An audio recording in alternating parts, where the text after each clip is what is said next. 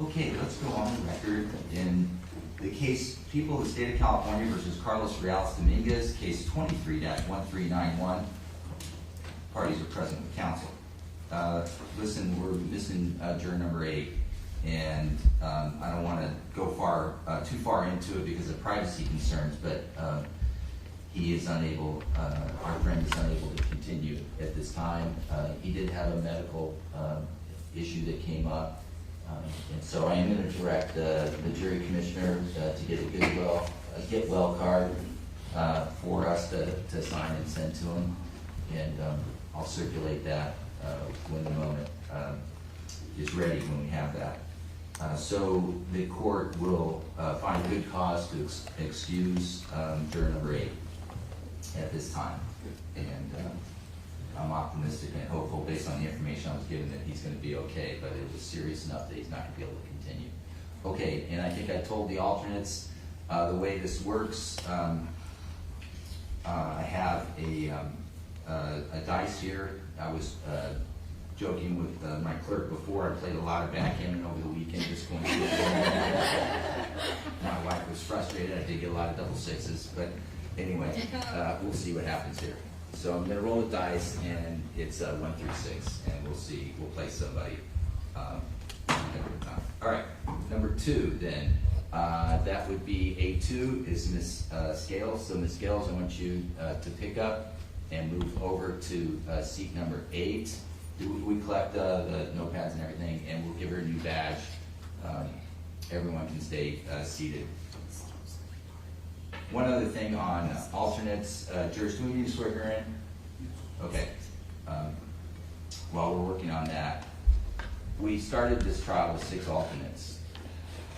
I mean, you can see, you've been here for a couple weeks now, how important this is, how much resources go into it, and so forth.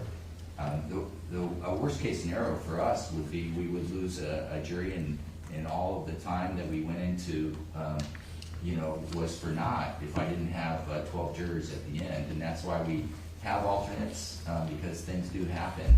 And so everyone needs to be ready. I look at you as a group of 18, now 17, and I have enough experience to know that things do happen. So I appreciate everyone being so diligent and staying with us.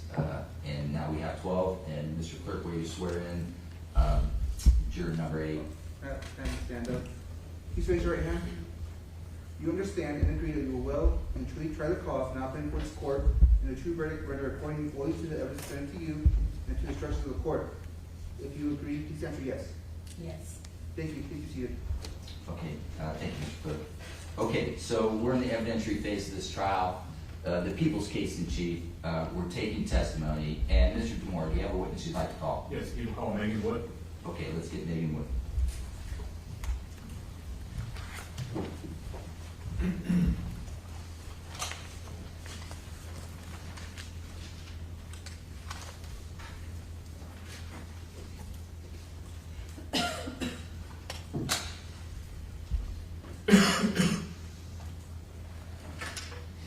Good morning, Ms. Wood. Come on into the podium right before me here. Thank you for being here today. Thank you. Good morning. The clerk will give you the oath, and then I'd like you to take the witness stand. You do solemnly swear to swear you are to give the cause now pending before the court, show you the truth, the whole truth, and nothing but the truth. Yes, I do. Thank you. Please be seated. Thank you.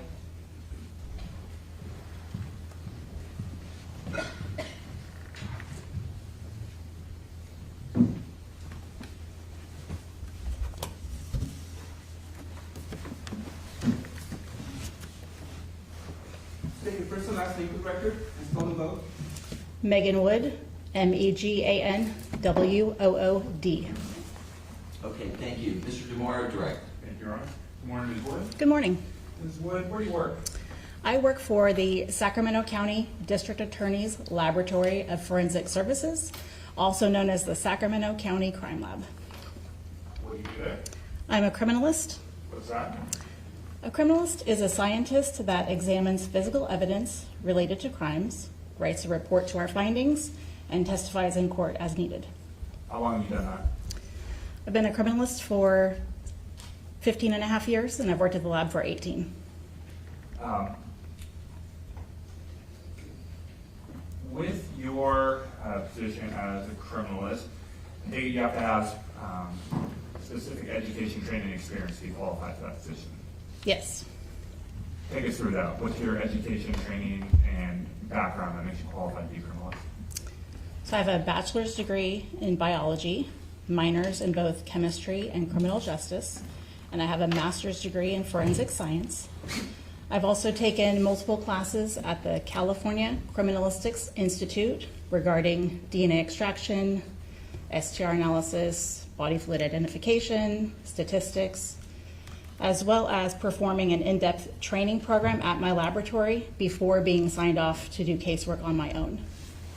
As part of a criminalist, do you have to go through sort of like continuing education to stay up to date on relevant trends, changes in science and technology?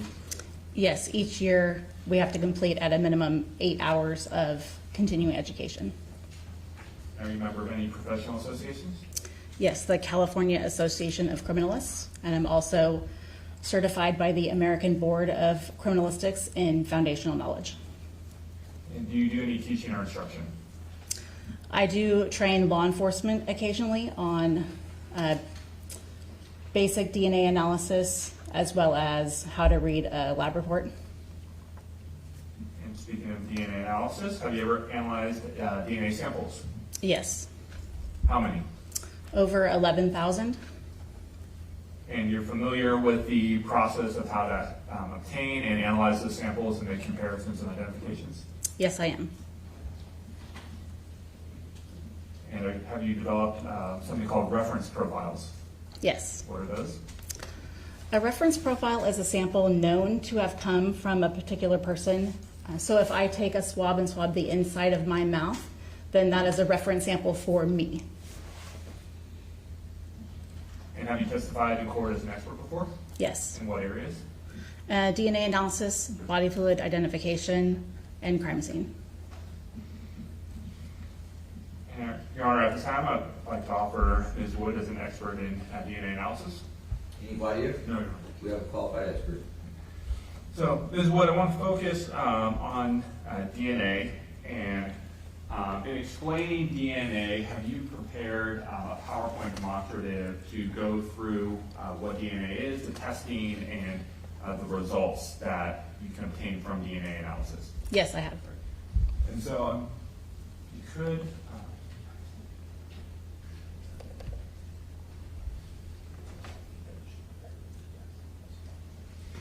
And there's a stipulation to people 72, 72, that is what prepared a PowerPoint. Okay. Thank you, counsel. I appreciate the professionalism. Thank you. Broadcast that. Or publish that, please.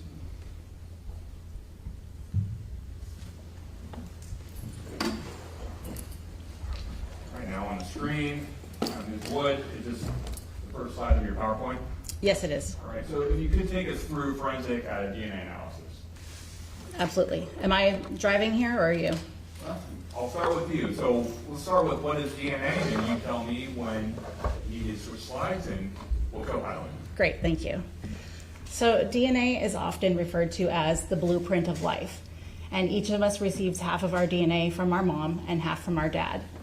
And you are unique to you. Unless you have an identical twin, no one else has the same DNA as you. Now, you might be surprised to hear that over 99% of the DNA in each of us is exactly the same. But that's what makes us all human. That's why we all have one head and 2 arms and 2 legs. And it's that less than 1% that makes an individual unique that I'm interested in when I'm performing my testing. And I can develop a profile off of an evidence item looking for those unique characteristics. When you say develop a profile, is that talking about that reference profile that I asked you about earlier? Either a reference profile or a profile off of an evidence item, yes. Ready to move on.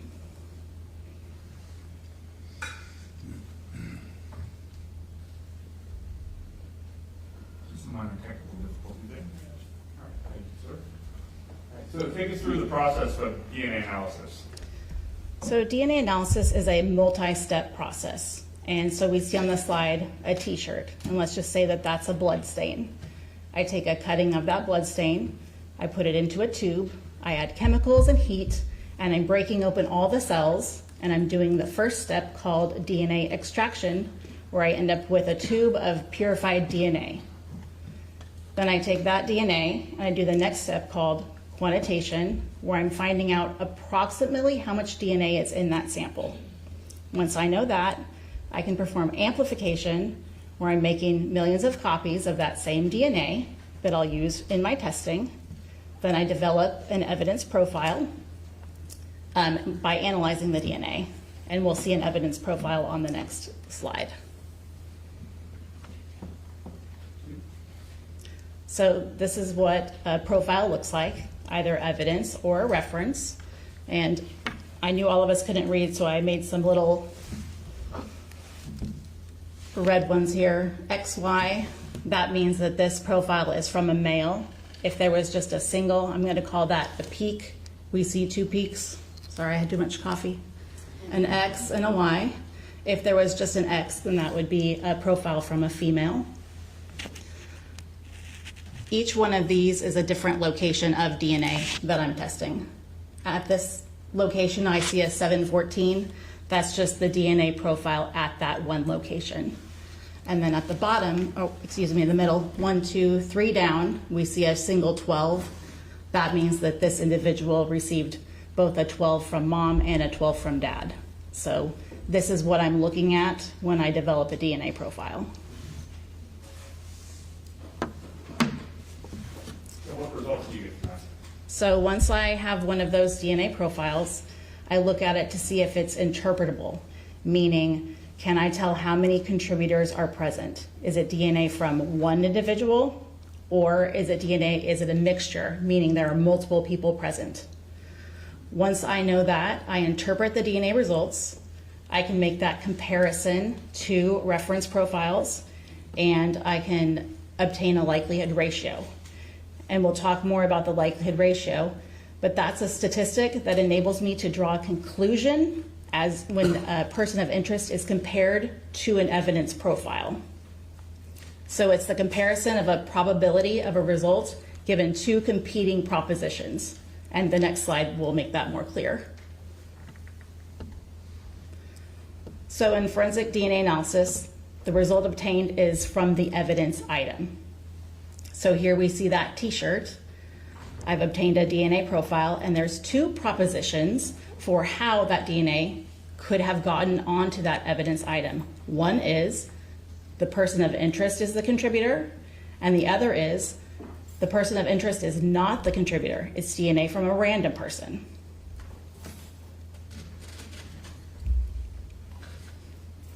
May I keep going? Yes. Thank you. So the proposition changes depending on the circumstances of the case. So in the first section here, we see what says single source sample, where I have John Smith. So the evidence profile, is John Smith the contributor, or is a random individual the contributor? In the middle of the slide, we see what says two-person mixture, meaning DNA from multiple people. Is it John Smith and a random person, or is it DNA from two random individuals? And then in the last area on the slide to the right, we see a two-person mixture with an assumed contributor, meaning I'll just call her Jane. Say I have fingernail scrapings from Jane. I can assume that Jane is on her own fingernail scrapings. So that's why she's in the bottom and top of this equation. Is it Jane and John Smith are present? Are they the potential contributors to the evidence, or is it Jane and a random person?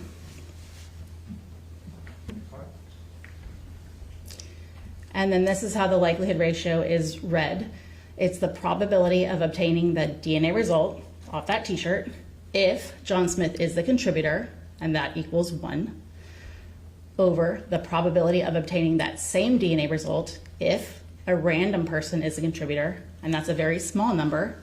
So it is at least 1 times 10 to the 6th, or 1 million times more likely to obtain the DNA result if John Smith is the contributor than if a random, unrelated individual is the contributor.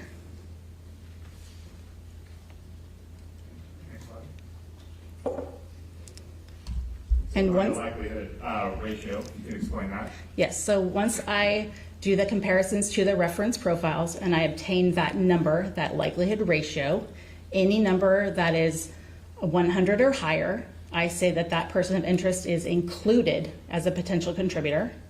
If the number is 0.01 or lower, I say that person is inconclusive as a potential contributor, meaning I'm not making an opinion whether they're present or not. And if the likelihood ratio is 0.01 and lower, I'm sorry, I think I read that backwards. 0.01 to 100 is inconclusive, and 0.01 and lower is an exclusion, meaning the person of interest is not a contributor. My apologies. All right, so, Ms. Wood, when you get a DNA sample and you develop a profile, if you don't already have one, is it your, the ask of you is to determine, can you identify the person contributing to this or exclude them from a possible source? Yes. So I want to go to your involvement in this case with Mr. Carlos Reales Dominguez. Were you involved in the investigation that was taking place in the city of Davis in April and May of 2023 involving a series of stabbings? I was involved in May, yes. How did you get involved? I was asked by either my supervisor or the laboratory director if I was willing to perform work in a fee-for-service case for the Davis Police Department on overtime to help prevent future crimes. And so fee-for-service means one agency pays your agency for you to do work on that case? Correct, because my laboratory is Sacramento County. Any other agency outside of the county would have to pay, whereas any agency within Sacramento County, we don't charge. And so as the Sacramento DA Crime Lab, is it common for your agency to make itself available to outside agency support in those circumstances where it's needed? It is fairly common, yes. Did you receive certain parts of evidence in this case analyzed for DNA? I did receive evidence, yes. And I want to, before we get into the evidence itself, was there some evidence that you received from law enforcement that you analyzed, and then some evidence you received that you sent to a different crime lab? I didn't personally send anything to another crime lab, but I did receive evidence that I didn't test, that I gave back to our evidence section of the laboratory, and they would have transferred that somewhere. And you're aware that some of that evidence was transferred to the California Department of Justice? Yes.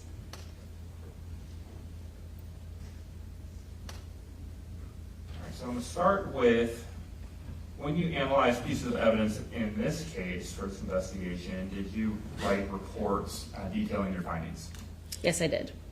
So I'm going to show you several reports. I'm going to show you People's Exhibit 71, People's Exhibit 13A, 13B, and 13C. All right, Your Honor? Okay, we don't need the board. No. Ms. Wood, starting with 71 in your hand, and then the other three are 13A, 13B, And 13C. You recognize People's Exhibit 71? Yes, I do. Actually, to start with 71, 13A, 13B, and 13C. Are those all reports that you produced? Yes, they are. And you're familiar with the contents of all those reports? I am. And do those reports fairly accurately depict your findings through your analysis of the evidence that you received? Yes, they do. Now, looking at 71, what report is that? What is your findings? Or excuse me, without telling me your findings, what is it that you analyze in detail in that report? In 71, I analyzed the right and left hand fingernail scrapings from Mr. Karim Najm, And I also looked at a Black Path water bottle that I took swabs from. And then I also made a comparison of Mr. Dominguez's reference sample to samples that I previously analyzed from a bicycle and swabs from that same water bottle that someone else collected. Okay. Now looking at 13A, what is that one? In 13A, this is a report where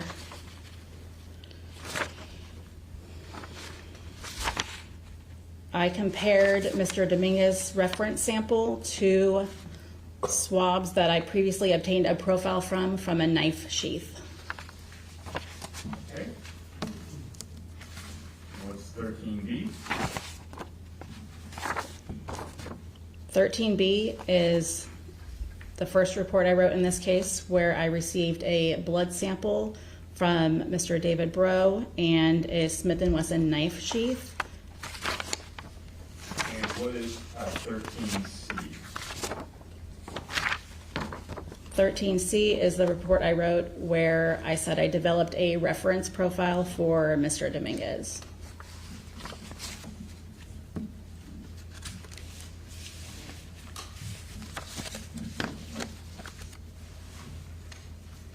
Ms. Wood, when you prepare those reports, do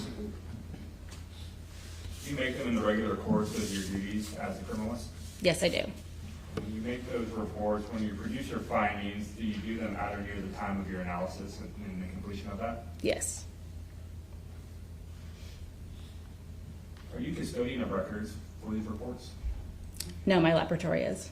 Do you have access to them and ability to pull them and produce them for court? Yes, I do. Could you tell us, I know I just showed them to you, and how do you prepare these reports, either to produce to law enforcement or other agencies or for court? So I have a lot of notes called bench notes that I prepare along the way while I'm conducting all of my analyses. And then I look at those notes and then I type a report to summarize what I did, and then that's released to law enforcement. And each report goes through 2 reviews. So the first one's called a technical review, and that's where a person who is qualified to do the same work that I've done in my case makes sure that they agree with the work that I've done.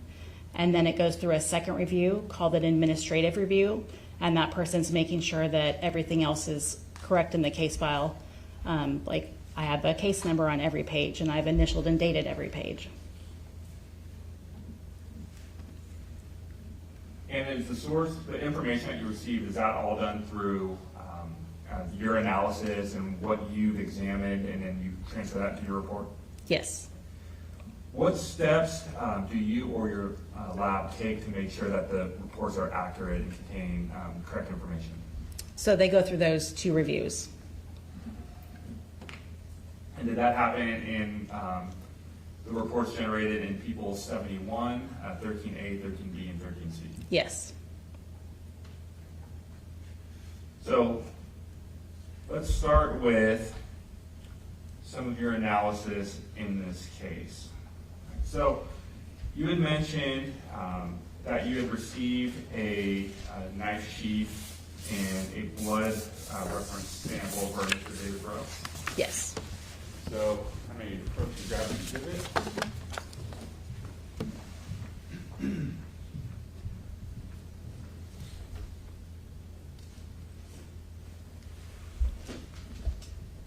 I may approach with People's 9.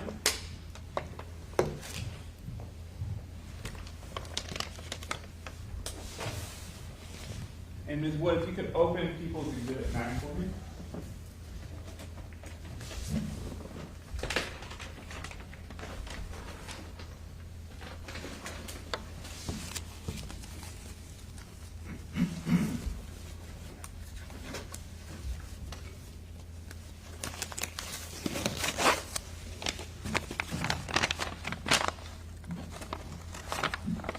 And do you recognize what's in there?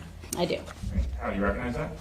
It is the black knife sheath that I collected swabs from. And that's the Smith & Wesson knife sheath that was provided to you? Yes. All right, so let's go through what you did. You said you took swabs from this. How did you take those swabs? So I swabbed the inside of the knife sheath. And a swab is just basically a Q-tip that I moisten with a wooden stick. And I swab inside, and then I swabbed the outside as 2 separate samples. And why do you do the inside and the outside? In this case, I was aware that someone had been stabbed, and so I thought that there might be blood on the inside of the knife sheath. And blood is a very rich source of DNA, meaning it has a lot of DNA. And then the outside, I didn't see any staining consistent with blood. So I was doing that swab to collect what's called contact DNA, and that's also referred to as touch DNA. So I've touched this pointer a couple of times. I've probably left some of my DNA on there, but I'm not bleeding, so I probably didn't leave very much blood or very much DNA.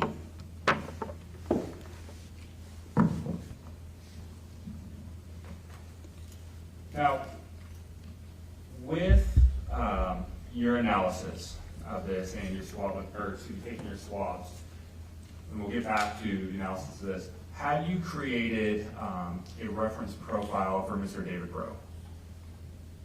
At the time I swabbed the knife sheath, Yes, at or near the time. I did not have it before, no. At some point, did you create a reference profile for Mr. David Breaux? Yes. And when did you create that profile?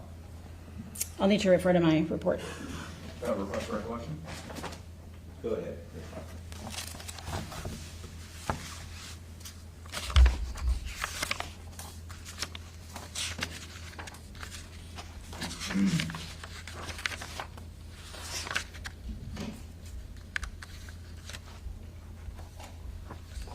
So I did the sampling of both of those items on May 1st, 2023. So the profiles were developed at the same time on May 2nd, 2023.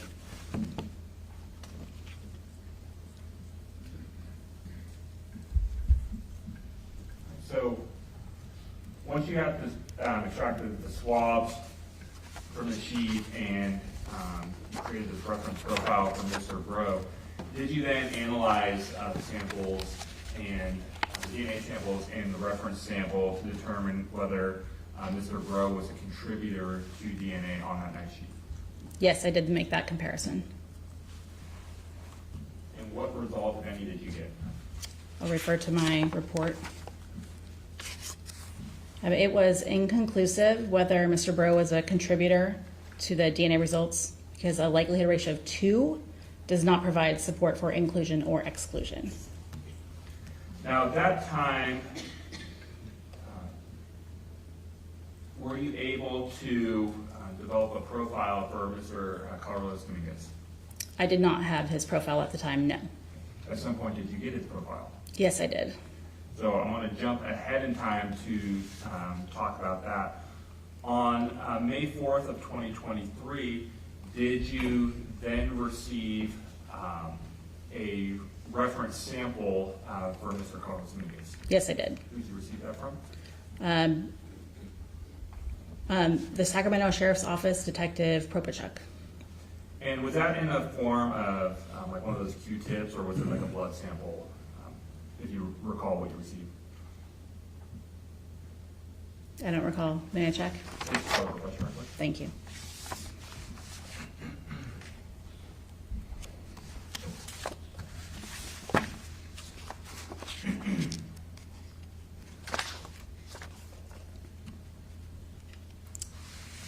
It said it was a buccal swab from the left cheek. Now, with that that swab that you received, at that point, 3 days later, is that when you were able to create the reference sample for Mr. Dominguez? On May 4th, yes. And so on May 4th, now that you have this reference sample, did you compare the DNA swabs from the knife sheath a second time to this now new reference sample? Yes.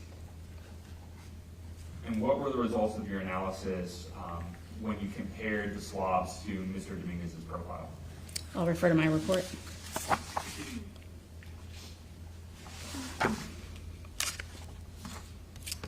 first I want to make sure that I clarify that I did take the swabs from the inside and outside of the knife sheath, but when I got to the step called amplification, I combined those DNA extracts because I had very little DNA in both of them. So when I did that, I obtained a DNA profile. It was a mixture that I assumed were 3 contributors, at least 2 males. And then when I compared Mr. Dominguez, he was included, and it is at least 1 times 10 to the 28th times more likely to obtain the DNA results if Mr. Dominguez and 2 random unrelated individuals are contributors to the mixture than if 3 random unrelated individuals are contributors. Okay, so let's break that down. You said 1 times 10 to the 28th. I'm a lawyer. Math is very hard for me. So how many zeros are in that number? So that's 28 zeros. Let's say 1 billion has 9 zeros and a trillion has 12 zeros. My number has 28 zeros behind it.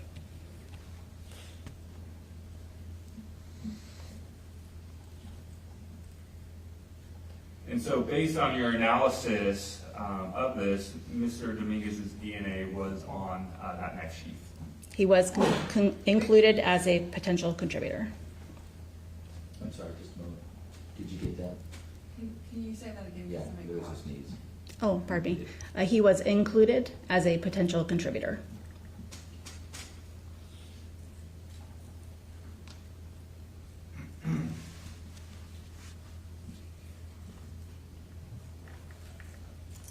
Now, I want to shift gears for just a second.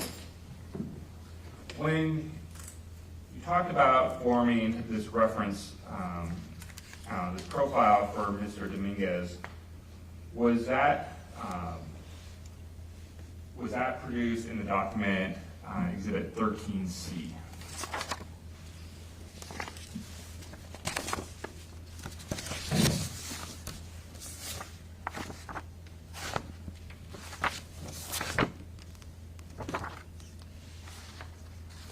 Yes, it is.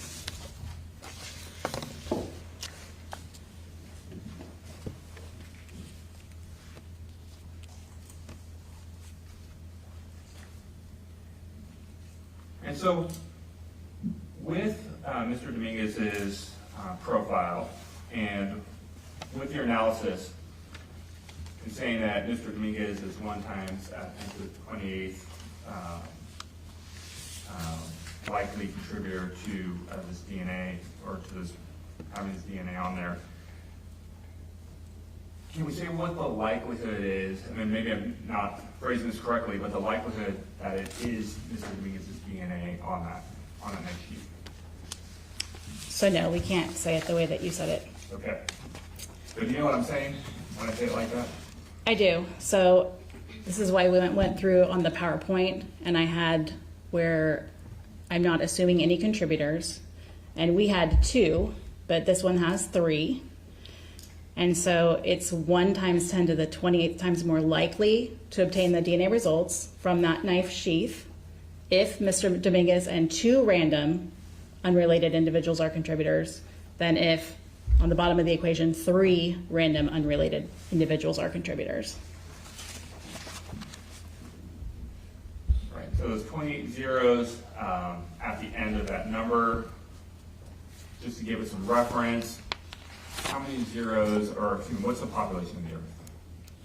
I think it's somewhere around 7 billion. All right, so how many zeros does a billion have? 9. So about 3 times as many zeros in your analysis as compared to the population of the Earth. That statement is true, yes. Okay. So, we're working together on these numbers because, like I said, attorneys are not good at that. You probably know that from Sacramento, right? Actually, I won't ask you to commit to that answer. So, all right, so let's shift gears here for a second. So we've covered the knife sheath. Now, you had mentioned that in your analysis, you had done some analysis on some fingernail scraping as well. Did I have that correct? Yes. So, As part of your analysis and the evidence that you received in this case, did you create a DNA profile or reference profile for Mr. Karim Abu Najm? Yes, I did. And when did you create that profile? May I refer to my notes? Yes, that'll request a reflection.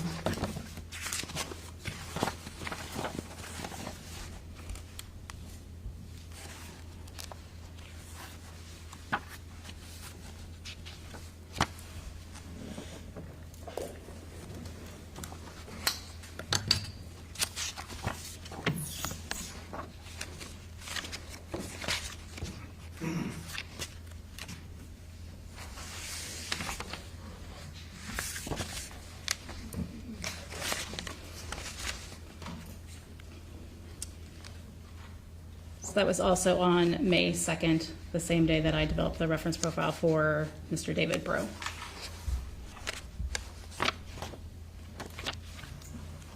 Now, on May 3rd of 2023, did you analyze 5 right-hand fingernail scrapings obtained from Mr. Abu Najm and 5 left-handed fingernail scrapings from him as well? It was 5 right-hand fingernail scrapings, and there were actually 6 sticks from the left hand. When you say sticks, what do you mean? It's just a little piece of wood with a broken end that's used to scrape under the fingernails to collect DNA. And did you also analyze that black path refillable water bottle as well as part of this analysis? Yes, I did.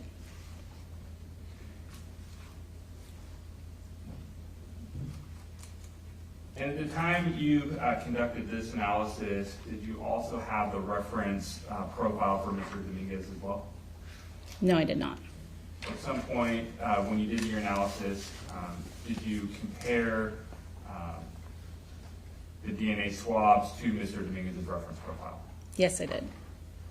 So, did you go through the same process and analysis that you described in the PowerPoint and try to identify if there were contributors, both include or exclude? Yes, I did. Okay, so let's go through your findings on this.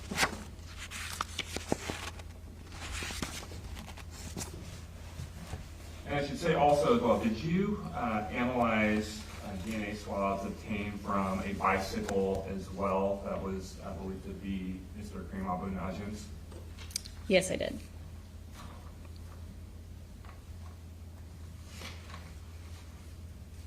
And are those results all included in People's Exhibit 71?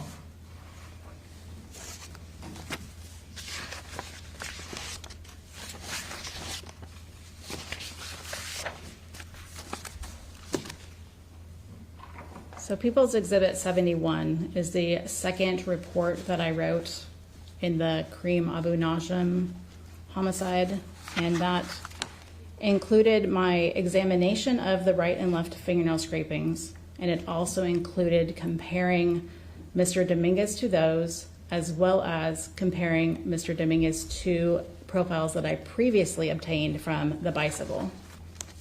I'm going to break this up into a series of questions. When you say profiles you previously obtained from the bicycle, you had previously analyzed DNA swabs from that bicycle prior to having Mr. Dominguez's reference profile, is that correct? Yes, and I wrote a separate report for that. And so once you got the profile, then you compared his reference profile to those previous findings to see if he could be included or excluded from being a contributor to any DNA.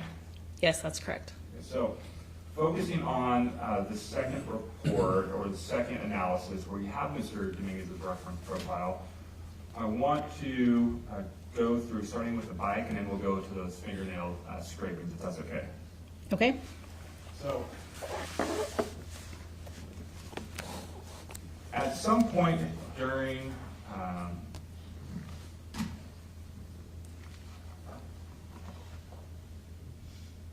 I should say during your analysis, before we get into the specifics, did you combine some of the samples to look for DNA to include or exclude someone? Yes, I did. And why did you do that? There were some samples that had 2 swabs collected, and there were some envelopes of evidence that had 1 swab collected. And so when there were 2, I combined those for DNA analysis. There may have been a couple that I left as single, and that could have been that they had more blood on them. When you combine samples, does that in any way affect the outcome of your analysis? I mean, it can, but I'm combining swabs that were taken from the same location.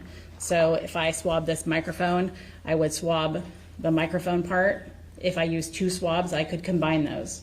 I wouldn't also swab the water container and then combine that with the microphone. Those would be 2 separate samples. That was my question. When you're combining, you're just combining from the same location, not different items. Correct. So I want to start with People 71, the swab of the bicycle right hand grip.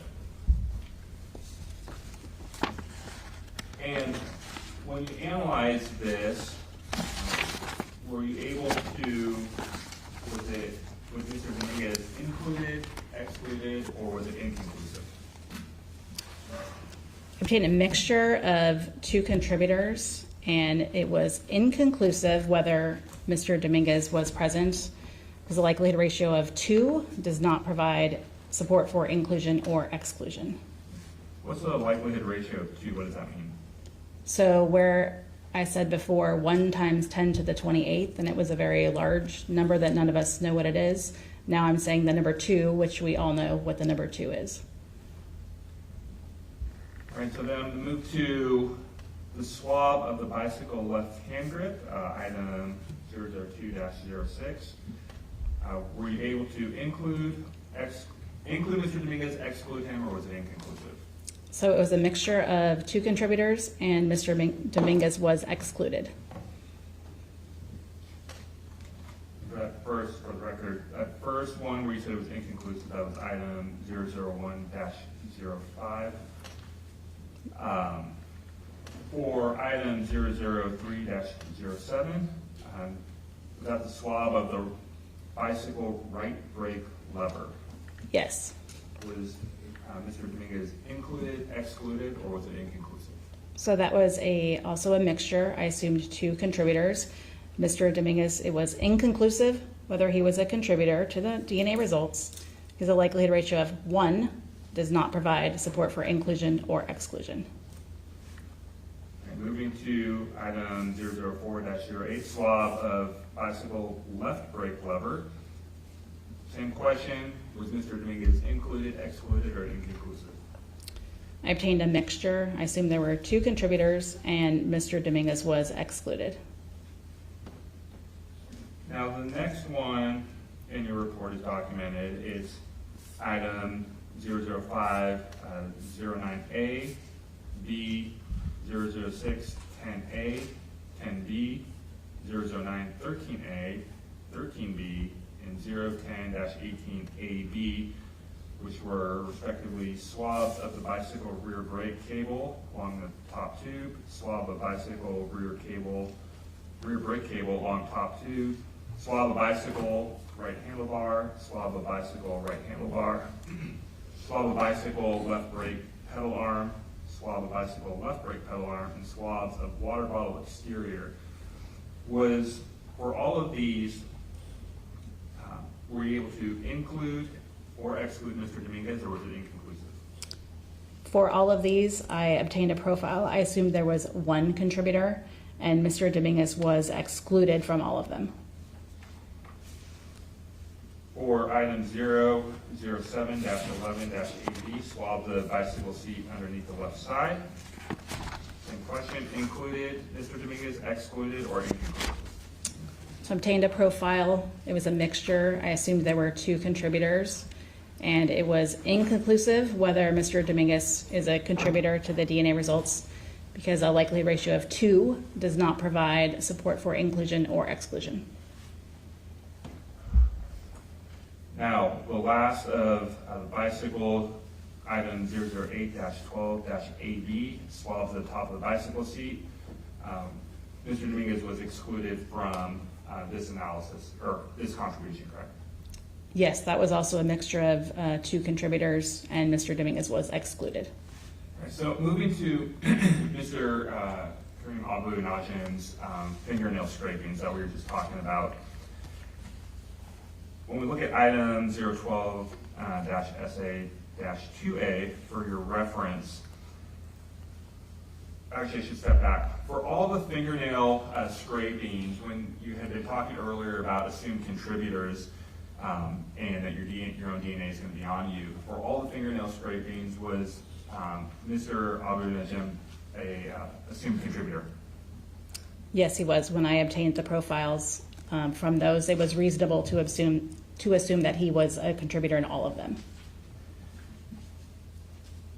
And so for that fingernail scraping, the right hand fingernail scraping stick, as it relates specifically to Mr. Dominguez, were you able to include him, exclude him, or was it inconclusive? So it was a mixture. I assumed 2 contributors, and Mr. Dominguez it was inconclusive whether he was a contributor to the DNA results, because the likelihood ratio of 11 does not provide support for inclusion or exclusion. So moving to item 012-SA-2B, another right hand fingernail scraping. On this one, were you able to include or exclude Mr. Dominguez? So this was a mixture. I assumed 2 contributors, and Mr. Dominguez was included. It is at least 1 times 10 to the 7th times more likely to obtain the DNA results if Mr. Abu Najm and Mr. Dominguez are contributors to the mixture than if Mr. Abu Najm and a random unrelated individual are contributors. Now for items 012-SA-2C, 2E, and then 13-SA-3A, that was a right-hand fingernail scraping, another right-hand fingernail scraping, and a left-hand fingernail scraping. Were you able to interpret or achieve results from that analysis? No, those 3 results were uninterpretable due to an indication of a mixture, but the only alleles typing were from Mr. Abu Najm. In your analysis of item 12-SA-2D, another right-hand fingernail scraping, were you able to, was there any other contributor other than Mr. Abu Najm? No, it was a single contributor. He was the only one. I want to move to the left-hand fingernail scraping. So item 13-SA-3BC, left-hand fingernail scraping. Was Mr. Dominguez included, excluded, or was it inconclusive? It was a mixture. I assumed 2 contributors, and Mr. Dominguez was excluded. And item 13-SA-3DEF, the last of the left-hand fingernail scrapings. Was Mr. Dominguez included, excluded, or was it inconclusive? So I obtained a mixture. I assumed there were 2 contributors, and it was inconclusive whether Mr. Dominguez was a contributor to the DNA results because a likelihood ratio of 0.58 does not provide support for inclusion or exclusion. Now, you had mentioned as part of your analysis that you had done DNA analysis of water bottle swabs, or swabs of the water bottle, the black top water bottle. And in item 14-CS2-18A, was that one of the water bottle swabs that you analyzed? Yes, that's one that I collected myself. And where did you, when you said you collected it yourself, where did you swab? This was swabbed in an area that looked smeared to me. I described it as possibly an area that had previously been swabbed.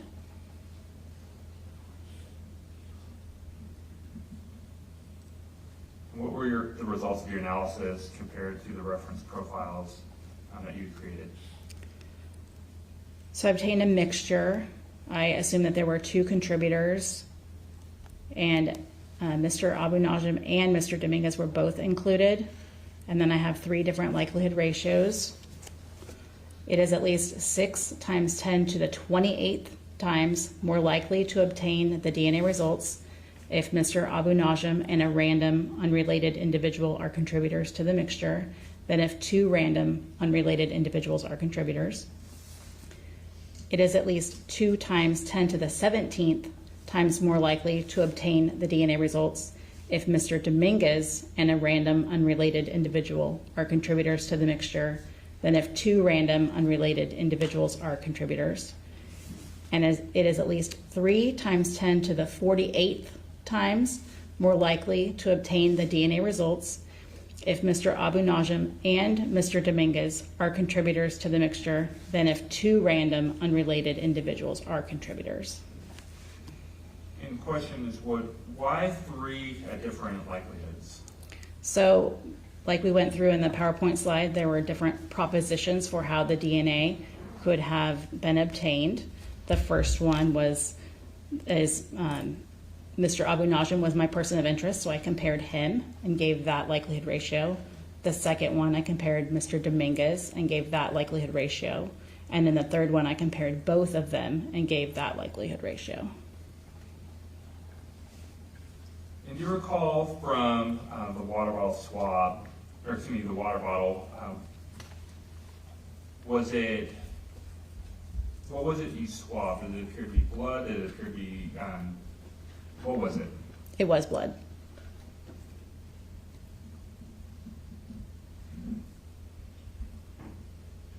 Now moving to the second swab of the water bottle, item 14-CS2-18B. Was this the second swab, and did you personally do the swab as well? Yes, I did. And what is it that you swabbed? So for this swab, I rotated the bottle around and swabbed an area opposite the side of the smearing where I took the first swab of blood, and I tested it, and it was negative for blood because I was trying to obtain more of an area of contact DNA and avoid blood. So I swabbed that area opposite, and then I did test that swab, and it actually did have blood on it. And your results of your analysis for the swab? It was a mixture. I assumed there were 2 contributors. Was it inclusive of Mr. Dominguez, exclusive, or inconclusive? So Mr. Dominguez, it was inconclusive whether he was a contributor to the DNA results because a likelihood ratio of 0.76 does not provide support for inclusion or exclusion. And I also compared Mr. Abu Najm. He was included. It is at least 1 times 10 to the 30th times more likely to obtain the DNA results if Mr. Abu Najm and a random unrelated individual are contributors to the mixture than if 2 random unrelated individuals are contributors. And Ms. Wood, any further items of evidence or reference samples, were there any further ones that you analyzed in this case? Not that I recall. Thank you. No further questions. Okay, thank you, Mr. Mora, that was correct. Mr. Hutchinson, cross-examination? Yes, very briefly. Good morning, ma'am. Good morning. My name is Dan Hutchinson. I just have a few questions for you. You indicated that you swabbed the knife sheath that had been provided to you. That's correct. I'd just like to discuss the procedure you follow in doing this. You essentially take a long Q-tip, is that correct? Correct.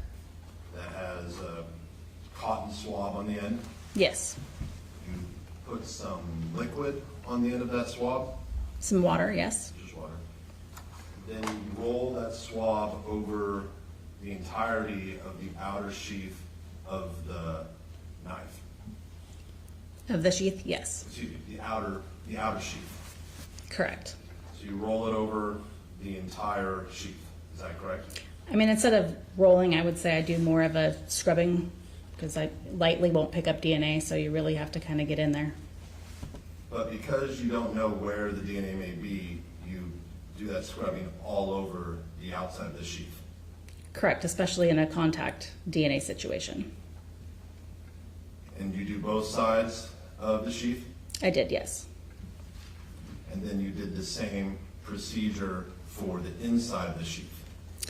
I did. So it's quite small in a tighter area, and I did not cut the knife sheath open, so I just sort of blindly swabbed inside of it.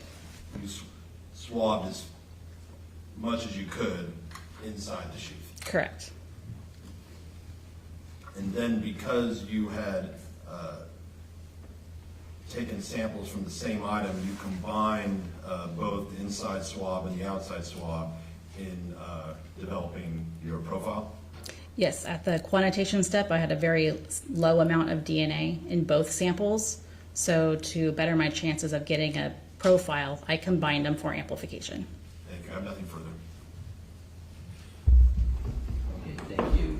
That was a very narrow cross. Mr. Dumar, any final questions? And just a question on that. When you're examining an item of evidence to obtain DNA off of it, and let's talk about the knife sheath, are you taking precautions to make sure that there isn't cross-contamination with other items of evidence that you may have evaluated?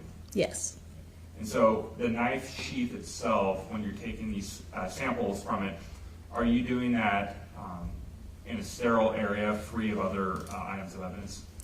I'm doing that on my lab bench, which I have bleached. I'm wearing fresh gloves. I have no other items of evidence out or near, and I'm using sterile swabs and either sterile or distilled water.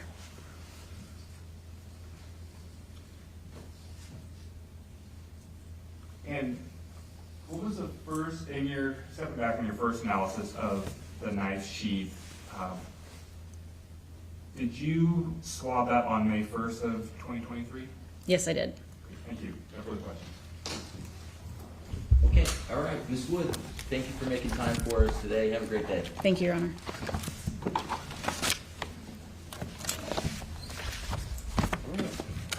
Thank you, Deputy. All right, Mr. Dumar, do you have a witness you'd like to call? Yeah, could you call Kathleen Carey? Oops, I'm sorry. Pardon me. We just lost it. It's all good. Thanks, have a good day. What was the name again? Kathleen Carey. Okay, thanks.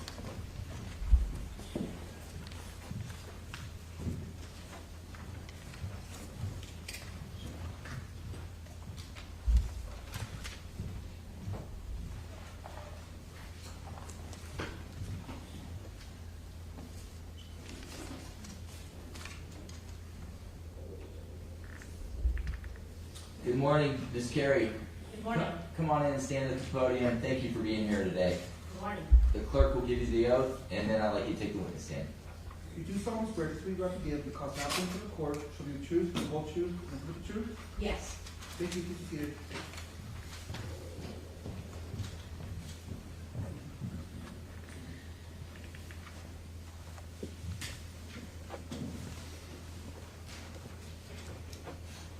State your first and last name for the record, spell the vote. My name is Kathleen Carey, Kathleencarey.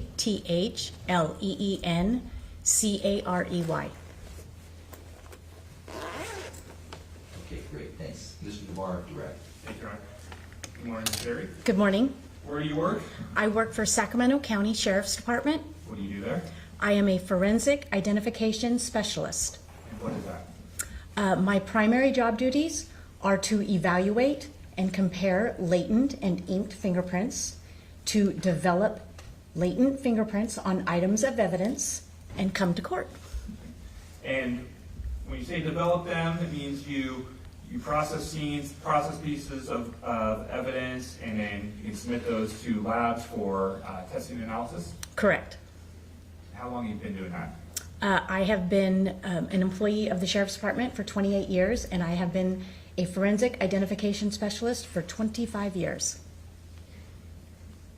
Now, on May 3rd of 2023, were you involved in the investigation of a series of stabbings that took place in the city of Davis? I was. And had you been called out as part of mutual aid to assist with the investigation and location of a potential suspect? I was.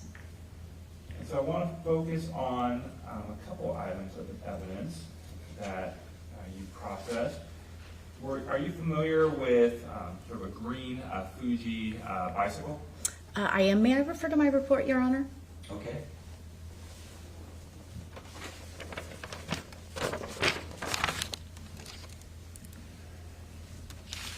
Thank you.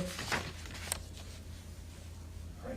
Or should I say it more like a teal colored mountain bike? How about that? Correct. That's okay. As a guy, I usually lump colors into one, blues and greens and things like that. So teal is probably more accurate, correct? Correct. And as part of, and did you process that for DNA samples and swabs? I did. And how about a black path water bottle as well? The water bottle I do not have listed here. Just the teal colored mountain bike. And so what did you do with the bike itself? How did you process that? I did a visual examination. I took photographs of the overall condition of the bike, and then I processed with black powder. And did you do DNA swabs of that bike as well? I did. I want to focus on the prints itself. Were you able to obtain any identifiable prints off of the bike, or prints that appear to be usable? On the bicycle, no. In terms of your DNA swabbing, where did you swab? I swab. Would you like me just to read from my report? With the daughter's permission? No. So you need to do your best to remember, and if you don't remember, then you need to let the lawyer know, and we're going to let you look at the report, Okay. but we want to know your familiarity with it. So Okay. That's the process. Okay. To the best of my recollection, I swabbed on each of the metal parts of the handlebar. I swabbed on each of the grips on the handlebars.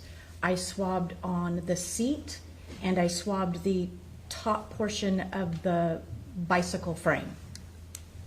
So when you say the middle portion of the handlebar, you're talking about the left and the right? Correct. And same with the grips, the left and the right? Correct. And when you swab those, did you turn those over? Where did you hook those, or did you turn them over to another detective? I turned them over to another detective. And was that Detective Ruben Ledesma? Correct. Thank you. No further questions. Okay. Thank you. No problem. No problem. Okay. All right. Ms. Carey, thanks for making the time for us. Thank you. Have a great day.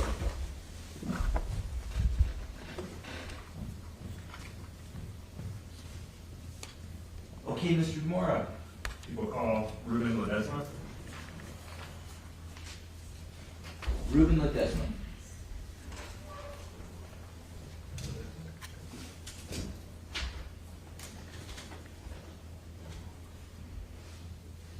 Okay, Mr. Ledesma, good morning. Come on in. Please stand here at the podium. And we're going to give you the oath. After you take the oath, then the witness stand. Please raise your right hand. You do solemnly swear to give the cause not putting for the court, the truth, the whole truth, and nothing but the truth? I do. Thank you. Please be seated.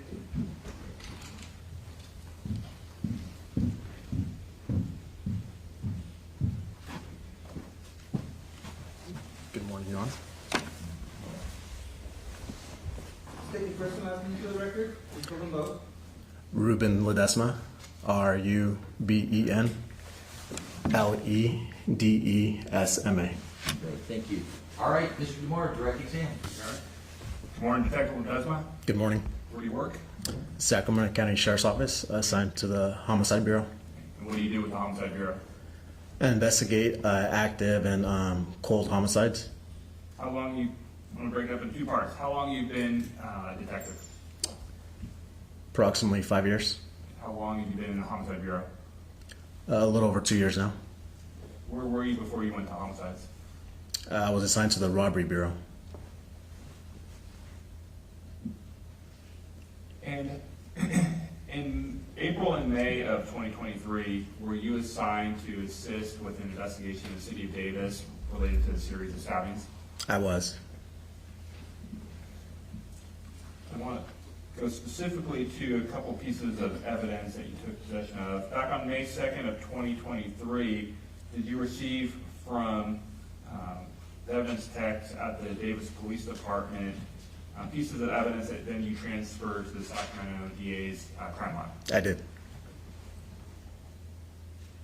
What pieces of evidence did you obtain and transfer?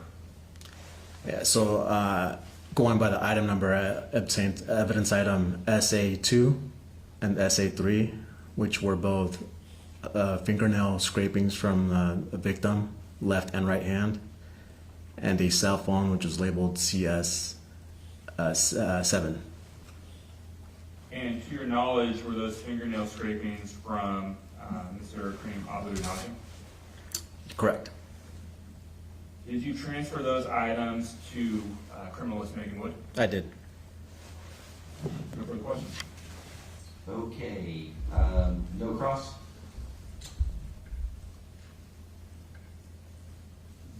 Yes, briefly, the cell phone, do you know where that cell phone came from?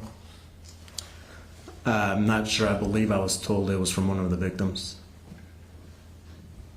I'm nothing further. Okay, all right. Anything you need to clarify? No. Okay, all right, Mr. Ledesma, thanks for your brief testimony. Have a great day. Thank you too. Okay, Mr. Mora. People called Ali Workup. Do you want to give me a preview of the spelling of the last name? PRO. One second. That's all right. I can help you We're out. going to get it officially here in a second. PROKOPCHUK. Is this the witness here? Good morning, sir. Come on in. Stand here. Yeah, it's great to have you here. Stand here at the podium. We're going to have the clerk administer an oath, and then I'm going to have you take the witness stand to my left. Yes, sir. Thanks. You do solemnly swear to speak the right hand and cause nothing for the court, so the truth, the whole truth, nothing but the truth? I do. Thank you. Please be seated.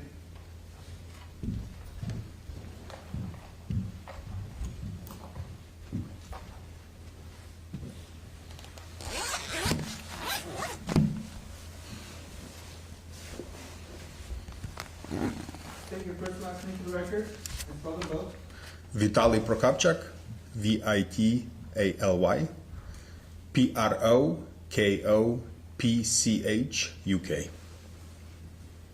Okay, thank you. Mr. Demora, direct. Morning, Detective Workup. Good morning, sir. Where do you work? I work for the Sacramento County Sheriff's Department. What do you do there? I used to be a homicide investigator, and then I retired and went back as an annuitant. So, you're still a sworn peace officer today? Yes, sir. Back in April and May of 2023, were you working as a homicide detective at that time? Yes, sir. How long prior to your retirement had you worked with Sacramento County Sheriff? 24 years, How many years do you have right now? 26. So back in April and May of 2023, were you part of the team from Sacramento County Sheriff's Office that was dispatched to assist with the series of stabbings in the city of Davis? Yes, sir. And did you have a couple of roles in how you assisted with the investigation? Yes.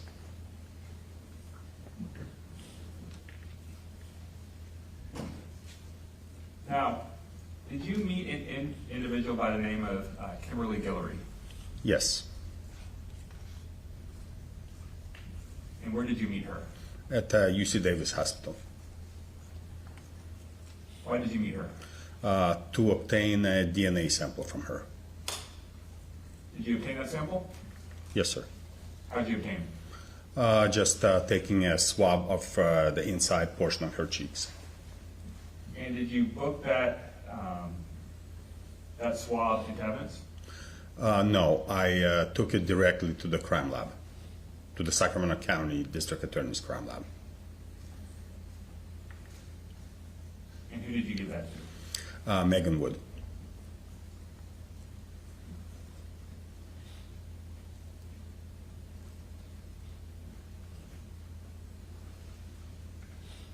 Now, did you also take specific pieces of evidence to the Sacramento County Crime Lab? Yes, I took multiple pieces of evidence during multiple times. Was one of those items of evidence a Smith & Wesson knife? Yes.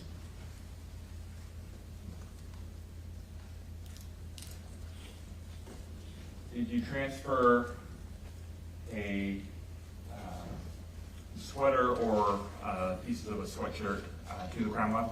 Yes.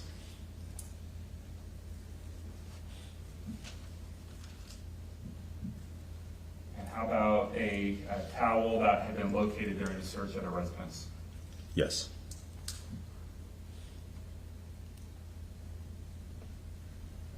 And did you turn all of those over to Megan Wood?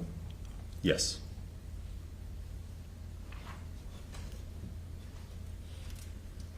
Did you provide Ms. Wood also with a DNA reference sample for Mr. Carlos Dominguez? Yes.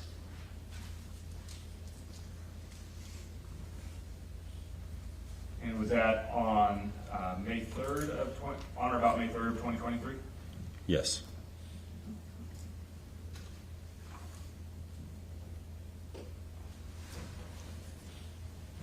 No further questions? Okay, thank you. Anything? No more. I Okay. have one question. We're going to have to follow up with the reference sample. Who did you obtain the reference sample from Mr. Dominguez from? I would have to refer to my report, but it was from Davis Police Department. Do you remember specifically who it was from? No, but I wrote in my report. If that'll refresh your recollection? Yes. Yeah, go ahead. Danielle Louise. Great, thank you. No further questions? Okay. No questions? No, no. Okay, no cross. All right. Vitaly, say your last name for me one more time. It's Prokopchak. Prokopchak. Yes, sir. All right, Mr. Detective Prokopchak, retired detective, annuitant. Thank you for your testimony. Have a great day. Thank you, Your Honor. Okay, thank you to the jury, and anyway, let's take our morning break, okay? 15 minutes, get out and stretch, and don't form any opinions, don't research, don't discuss anything other than stay. Thank you, 15 minutes. Thank you, counsel. Off the record.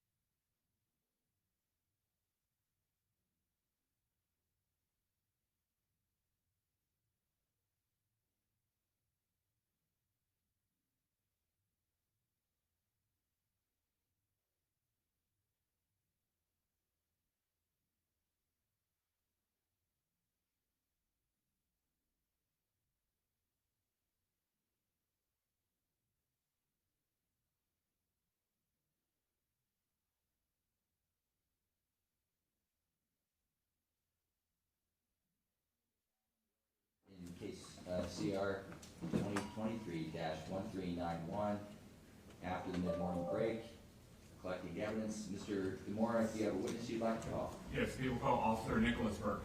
Nicholas Burke. Officer Burke, if you can get him.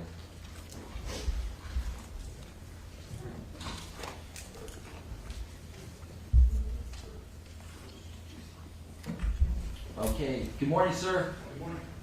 Stand at the podium right before me. Thank you for being here. The clerk will give you the oath and then take the witness stand. Please raise your right hand. You do solemnly swear to the testimony you have to give and cause nothing but the court to be the truth, the whole truth, and nothing but the truth? Thank you. Thank you. Please be seated.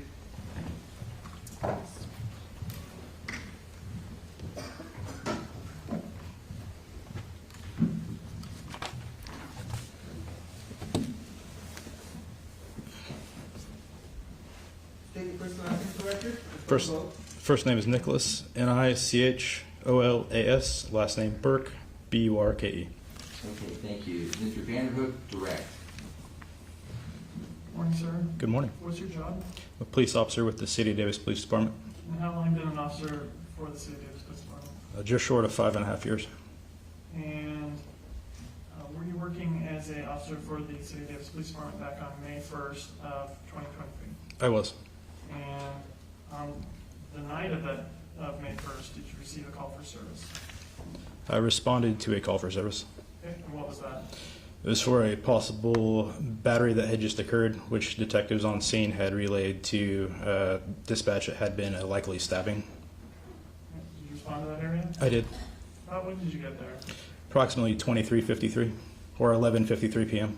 Okay, and so I just want to clarify, were you already working like on duty when this is reported to have happened? Yes, this was at the end of my shift. And what was your assignment at that time? If I recall correctly, it was just extra saturation patrols. Okay, and why was there extra saturation patrols? Because of the recent stabbings. And when you got there, what was the scene like? So I arrived on scene. There was, I believe, 2 detectives already on scene. They had arrived a few minutes before me. It was a dark city street. There were a few unhoused people in the general area next to a few tents. And what was the police presence there when you got there? So at the time, there were 2 detectives prior to me, and I believe, if I recall correctly, 1 marked patrol car that left shortly after. So was it still fairly, you were one of the first officers to respond then? That is correct. And what was the scene like as far as lighting conditions? It was, barring the lights from our flashlights and patrol cars, dark. Right. What would the lighting situation have been there if you weren't there with flashlights and the patrol cars weren't there? Dark. There's no street lights in that particular part. And while there was people there, did you talk to any of them? I did. And was one of the people that you talked to Alberto Osorio? It was. And did you obtain a statement from Mr. Osorio? I did. Were you wearing a body camera at the time? I was. And was your statement recorded on the body camera? It was. Okay. Any first witness, John? Okay.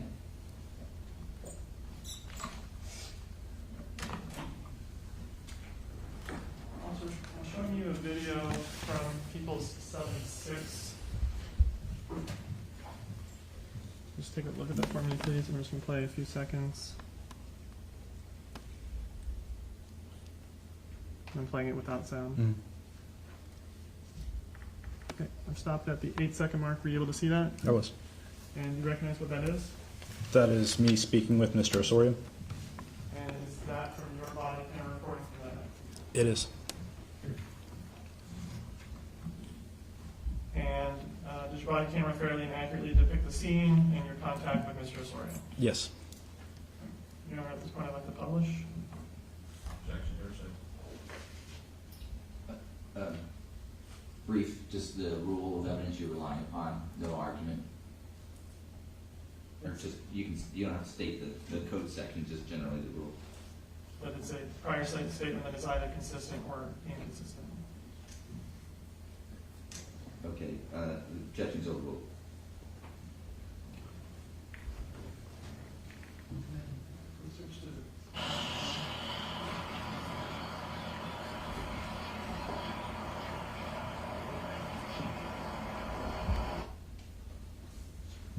So, the transcript issue here, did the parties meet and confer regarding the transcript? I was just handed the transcript. I believe they should watch the video, not. Okay, we've had that discussion, I'm agreeable to that. But I do want one marked as a court exhibit, Mr. Van Hook, and I want to thank you for bringing the transcripts. Court exhibit next in order for the transcript. Thank you.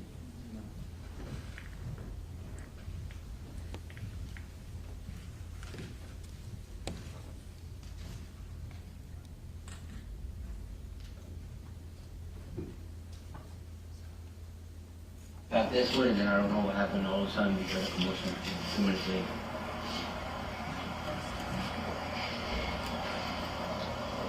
So that guy's in the spring, man. Okay.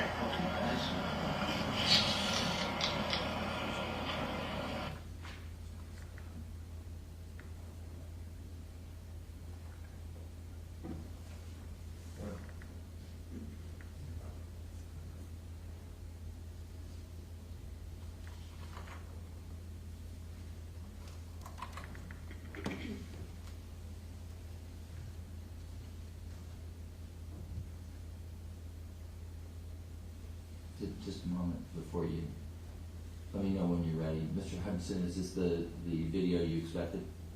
It's starting not where the transcript starts, so I'm. Okay.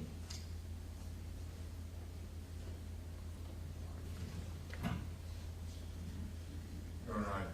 Is this the video you expected to play? This is, I may have grabbed, there's a couple transcripts for this witness, I may have grabbed the wrong transcript. Sounds like it.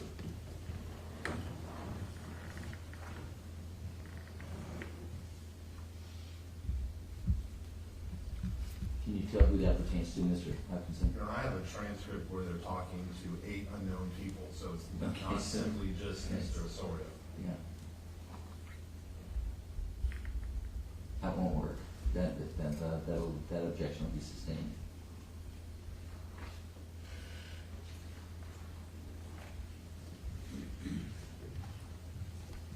I believe this is the correct action.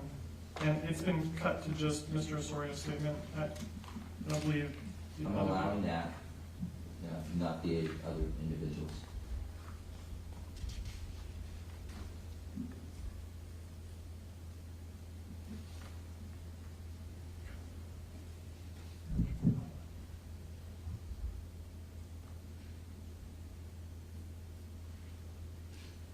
So I have the transcript of the.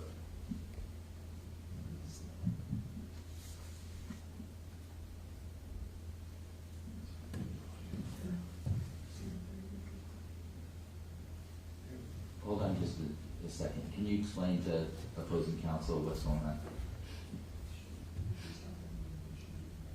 What would be the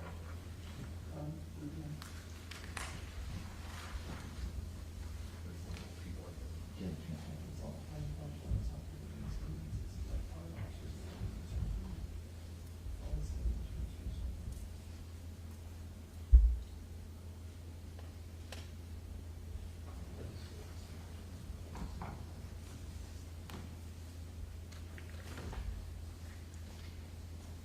My concern is the transcript, I believe, includes other people other than Mr. Osorio. Your Honor, we can sort this issue out without this witness and play it at a later time. Okay. I think we need to meet and confer a little bit on the That's exact fine. details here. I think I see what you did, and we can talk about it. It looks to me like there are other people, and they're either unintelligible or there's nothing of substance. So, but yeah, why don't you meet and confer regarding it, because there's a lot there. All right. And then also, did you also talk to Mr. Isaac Chessman? Yes, sir, I did.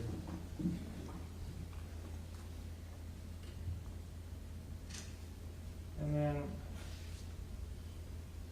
Mr. Chessman or anyone else try and direct you to any footprints or anything that was in the area? Mr. Chessman, mentioned footprints. And did he try to show you any footprints at the scene? I don't recall specifically being shown. I remember being across the street and he, I think, described them to me. All right, did you see him? Not that I can recall.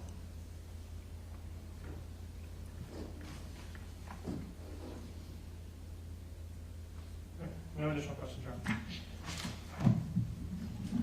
Okay, thank you, Mr. Vanderhook. Mr. Hutchinson, anything at this time? No, Your Honor.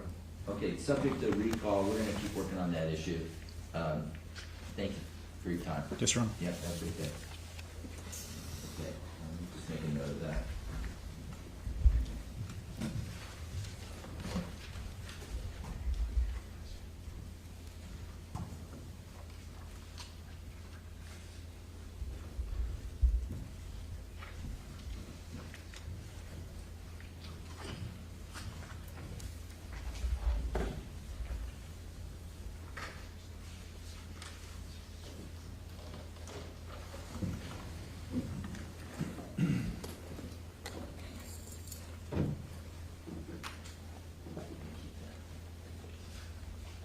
Make a note for that.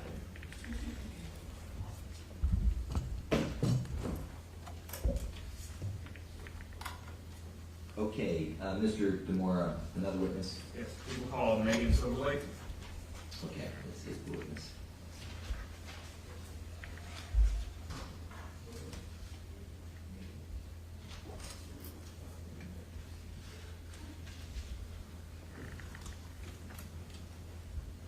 Good morning. Come on into the podium here. I appreciate you being here this morning. I'm going to have the clerk administer an oath to you. After you take the oath, then have a seat in the witness stand for questioning. Please raise your right hand. You do solemnly swear to the oath about to give the cause not for the court, to do the truth, the whole truth, and nothing but the truth? Yes. Thank you. Please be seated.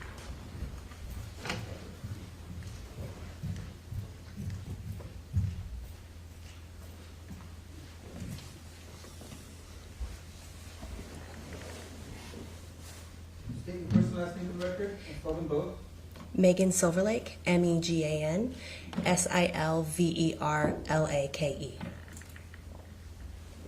Okay, thank you.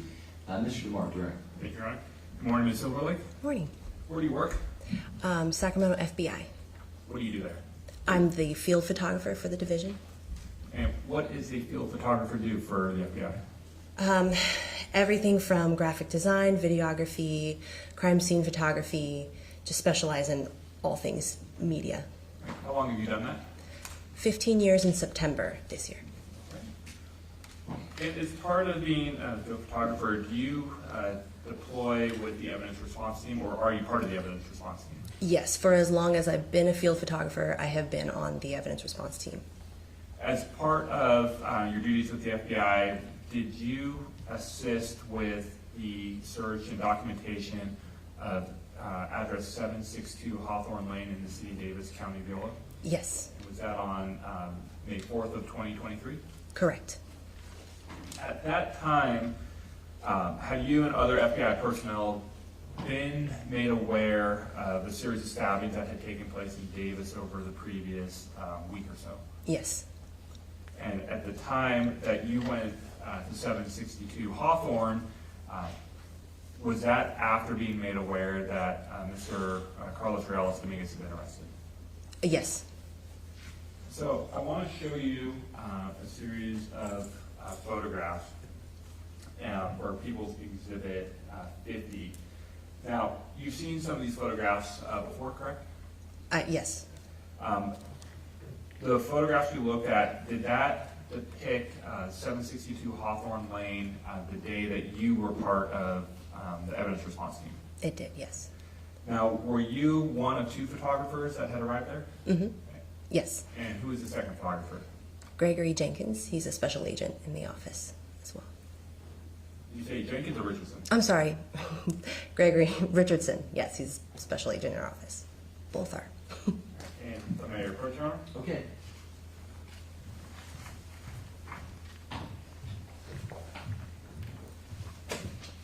And so we're like just looking at some of these small shots of People's Exhibit 50. are these photographs that you recognize as being taken in 762 Hawthorne Lane? They are, yes. And these were not your photographs, these were Agent Richardson's, right?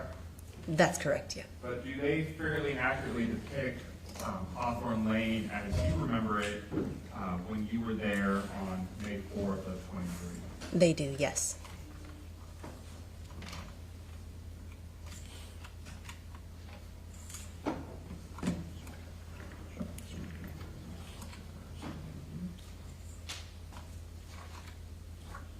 Permission to publish, Ron? Okay. Now, as part of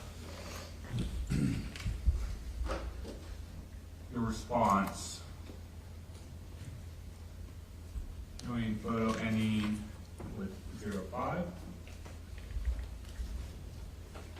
So we're like, is that 762 Hawthorne Lane from May 4th of 23? It is, yes. When you and other FBI personnel went through the house, were you trying to document rooms upon law enforcement arrival and departure as well? So part of our protocol, yes, is to enter the scene as it is shown before we start our search, and then we do the search, and then as we exit the scene as it looked and seemed. Yes, it's part of our protocol. And we'll hear more about that tomorrow from Agent Pope, but as part of that to show any things that law enforcement may move or search or that are potentially damaged during the process? For the exits specifically? For the before and the after? Before we touch the scene, and then yes, and exit is to show how the scene was depicted upon our exit. And in searching residences, is it typical based on your training experience for rooms to be designated with letters to say, hey, we searched room A, photograph this is room B, photograph this? Yes, that's correct. And do you remember a room that was labeled as D as in David? Yes. Showing photo ending 71. I believe that's, yeah, room D.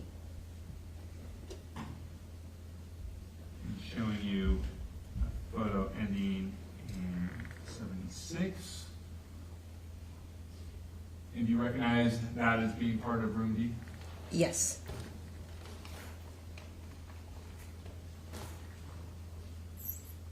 Photo 77, is that also a picture of room D? Correct, yes.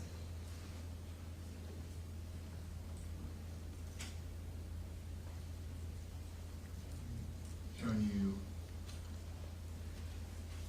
trying to show you a photograph of 84. There we go.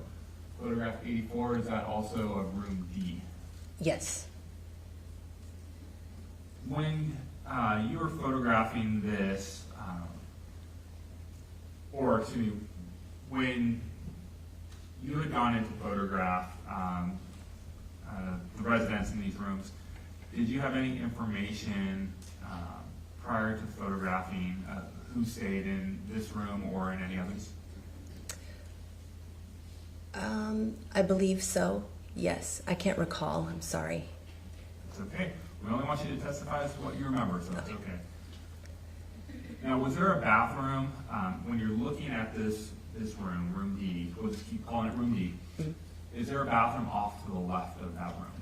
No, it was off to the right.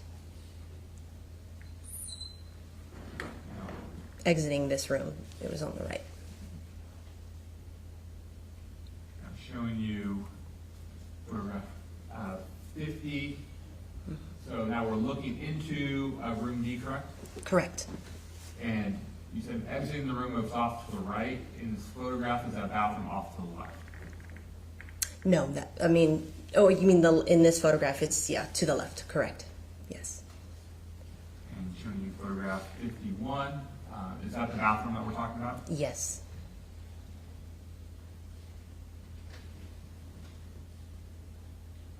And showing you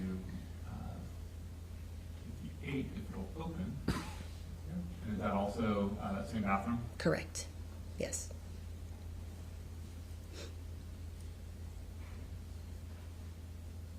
No further questions for this witness? Okay, thank you, sir. Mr. Hutchinson, cross. Good morning. Good morning. My name is Dan Hutchinson. Thank you for being here today. So, you're a field photographer of the FBI, Correct. but these pictures that we were just shown, you did not take them? I did not take those personally, no. Actually, I don't recall the bathroom photos. I may have taken those ones.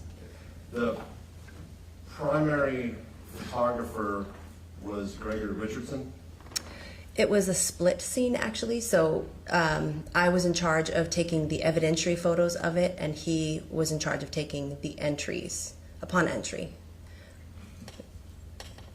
If photos are saved in a file and it begins with basically a sheet saying photographer Gregory Richardson, does that mean he took those photos? Yes. So all the photos that were shown to you by the prosecution today, those were all taken by Mr. Richardson? I don't recall because they're not in the format. I think they're all in all the same folder. Does Mr. Richardson still work at the FBI? He does. Does he still work at the Sacramento office? Yes. Is there any reason why Mr. Richardson is not available today to testify to the photographs he took? I don't have a response to that. I'm not sure. When was the last time you when was the last time you saw Mr. Richardson? A few weeks ago? To your knowledge, he's not out on vacation. Not to my knowledge, no. And the photos that the prosecutor showed you, was Exhibit 50? Well, hold on just a second. I thought it was just an innocent oversight, but based on these questions, you referenced a man named Jenkins. Does that have anything to do with this? No, sorry. I got my Gregs mixed up. Apologize. You got your what My mixed up? Gregs. My Oh, Gregories. okay. I work with both of them, but Richardson was the one I was All right. referring to. Thanks for clarifying. Sure. Two Gregs. Greg Jenkins was not there that day. No, he was not. It was Gregory Richardson who was taking the photographs that day. Correct. The photographs the prosecutor showed you, those are not all the photographs Mr. Richardson took that day. I don't recall, actually. If I were to see them in their own context as his photos and mine, I could probably identify them more. Were any of the photos you were shown in People's Exhibit 50 the photos you took, or were those photos that Mr. Richardson took? I could probably find out if I looked at the file info of the images, if you'd like me to do that. So,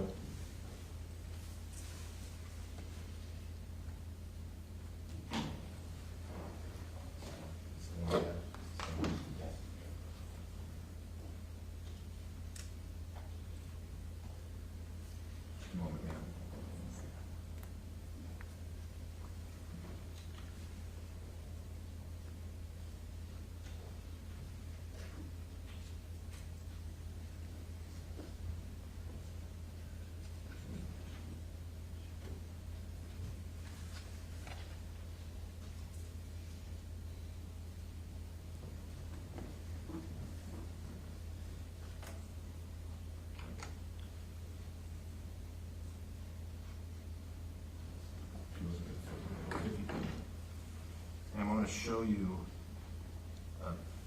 People's Exhibit 50, and you can just scroll through on my computer briefly. Okay. See if those are your photos, Mr. Richardson photos, or a combination. You don't have to go through them one by one. Just Okay. scroll through them and let me know when you're done. And the arrows should be Does it show the file info on on there? top. Actually, I need the make of the camera. If you right-click the image. Okay, I'll let you Sure. do what you need to do. Thanks.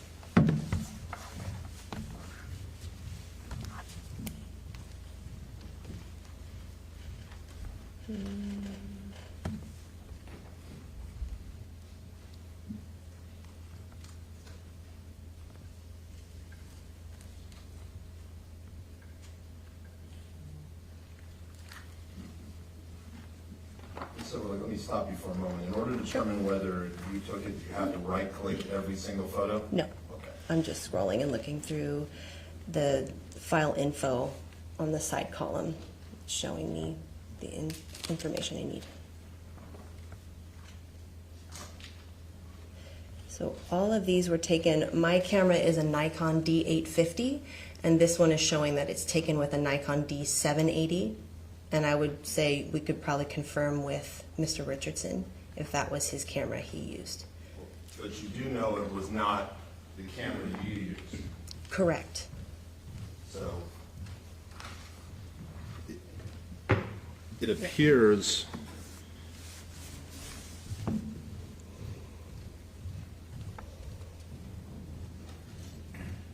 that the pictures you were shown today by the prosecution were pictures taken by Mr. Richardson. Correct. And when Mr. Richardson was taking photographs, you were not standing behind his shoulder every time he took a photograph. No.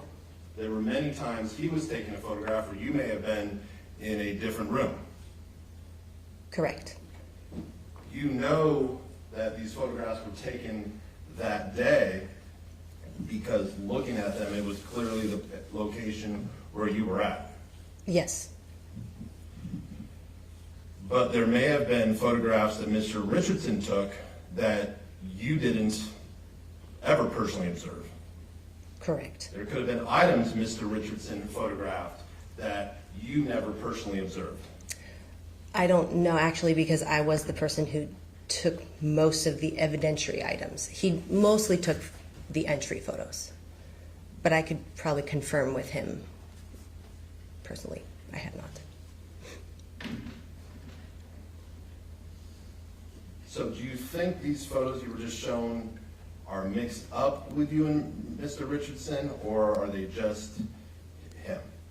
The ones that I saw were just shot with either an iPhone, which isn't either of our cameras, or a Nikon D780.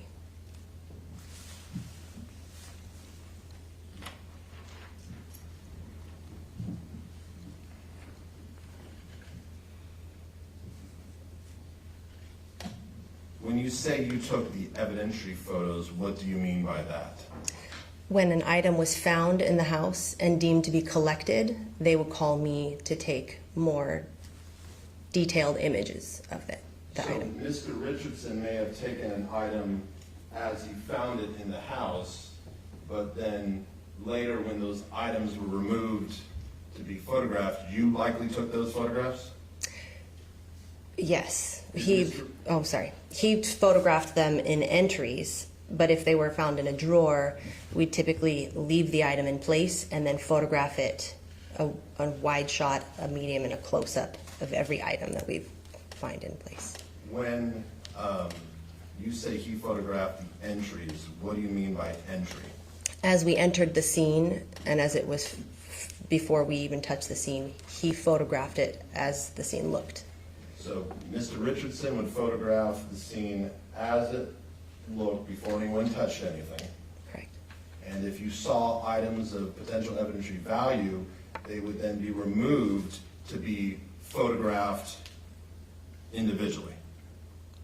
Sometimes, if they were found in a drawer and someone had removed it and then they said, oh, this is an item we might need, then we deem that's out of place. But if it was found just on the bed without anyone touching it, we would photograph it there in place to show it's where it was found.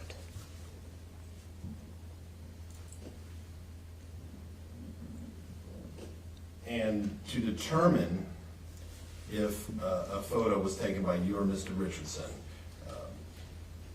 beyond asking you, we could right-click the photo and it will give us some information that will tell us who took it? The information of the camera that took it, yes. So, again, what camera were you using? The Nikon D850. And Mr. Richardson was using a Nikon D780? I believe so, yeah. I can't confirm it personally. Were you said there was also some photos taken with an iPhone? Yeah, those I did not recognize. So you did not use an iPhone? No. Do you know if Mr. Richardson used an iPhone? No. But some of the photographs that were taken, that you just reviewed, were taken by an iPhone? I believe, yes. Do you have any idea who might have taken those photographs? No. Would that be FBI protocol? No, we don't take with our cell phones. When the photos that the FBI takes are given to another law enforcement agency, like the Yolo County Public Defender's Office, not Public Defender's Office, District Attorney's Office, do they separate the photos that you took versus what Mr. Richardson took, or do they put them all in one batch, if you know? I don't know.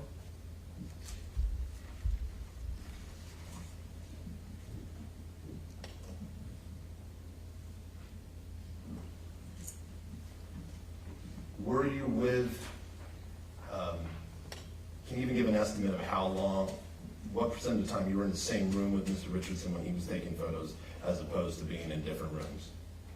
I can't give you a solid answer. I'm sorry. Because there were multiple bedrooms in this house. Mm. There were multiple bathrooms. 2 bathrooms. I can't recall, but at least one. You know, I have no further questions, but I am asking that you be ordered back for the defense case. I can give the court a date.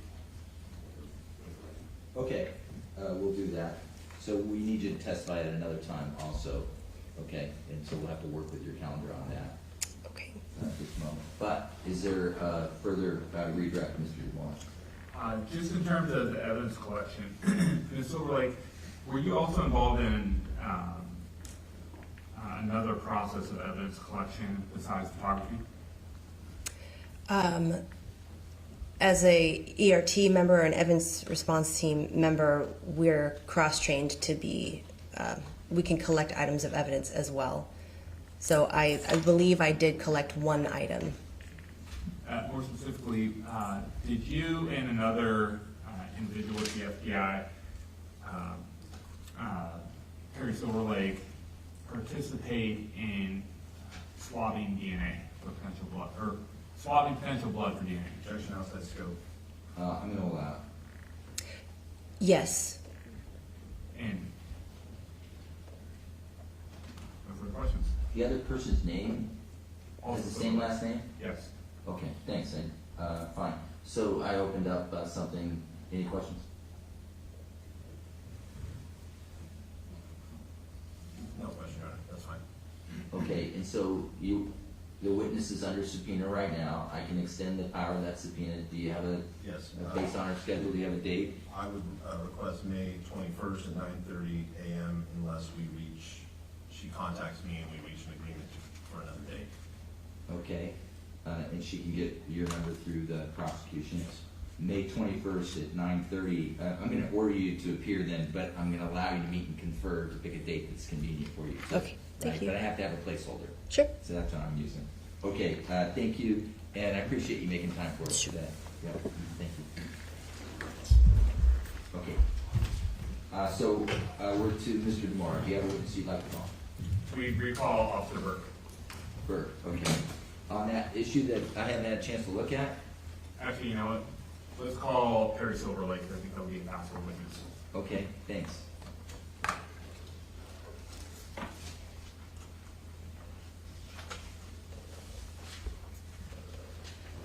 Okay, sir, come on in. Thank you for being here today. I'd like you to stand at the podium, and it's good to have you here. The clerk's going to administer an oath, and then I'll have you take a witness stand. Please raise your right hand.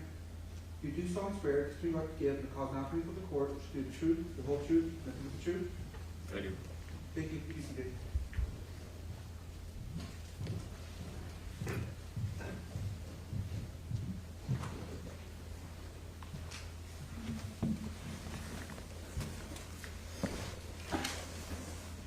Thank you. First and last name for the record.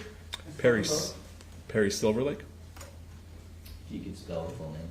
Perry. Last name Silver Lake. Silverlake. Okay, thank you, sir. And you're comfortable, if you want to move in closer to the mic, that's great too. I think I'm picking you up fine either way. So, Mr. DeMar, this is direct exam. Thank you, Your Honor. Good morning, Mr. Silverlake. Morning. What do you do? I'm a facility operations specialist for FBI Sacramento Field Office. What's that? It is a position that manages the day-to-day operations of each of our facilities in our area that we represent. And as part of your job, do you have some collateral duties? I do. My collateral duty is a member of the evidence response team. And it seems we've heard from a couple members of different law enforcement agencies who are on their own respective evidence response teams. Is it common with FBI for personnel to have that collateral assignment of being on ERT? It is a chosen collateral.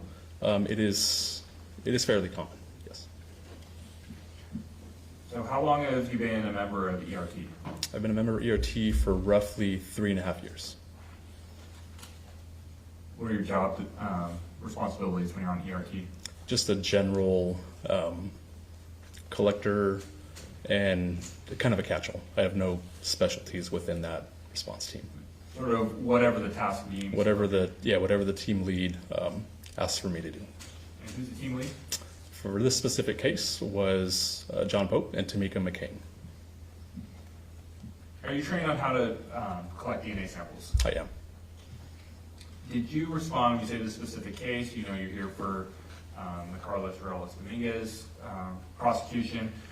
Did that require you, or did you respond to 762 Hawthorne Lane on May 4th of 2023? I did. What was your role when you responded to that location? I was there to collect DNA swabs.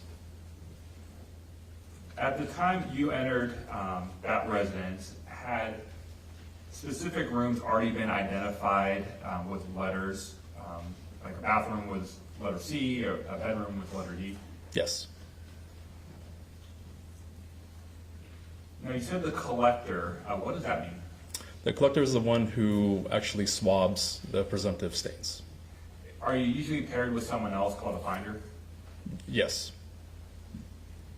So the finder is the person who says, hey, look here, and then you go and you're like, hey, I'm going to collect that evidence? Yes.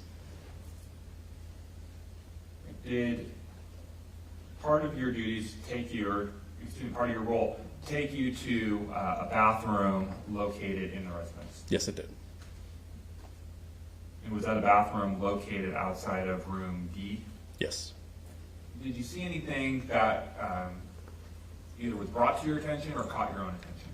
There were items that were brought to my attention. And did you inspect those items yourself? Yes. What did you see?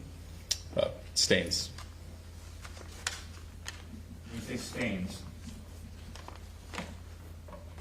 what types of stains, or at least what did it look like to you? Presumptive blood stains. Where were those located? They were in the high-touch areas of room C. When you say high-touch areas, what do you mean? Areas that are frequently touched, so faucets, shower handles, doorknobs. Okay, so another way to say it, commonly touched areas. Commonly touched, yes. I was thinking for a second you meant like height-wise. No, sorry. Right, so about how many areas where did you see these presumptive stains in these high-touch areas? I do not recall.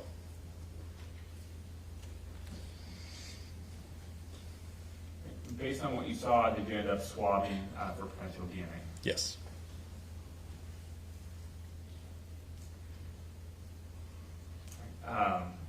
And you have a swab log with you? I do not have one with me, no. Well, would it refresh your recollection to look at one of those to see if you can recall where you saw presumptive blood? Yes, please.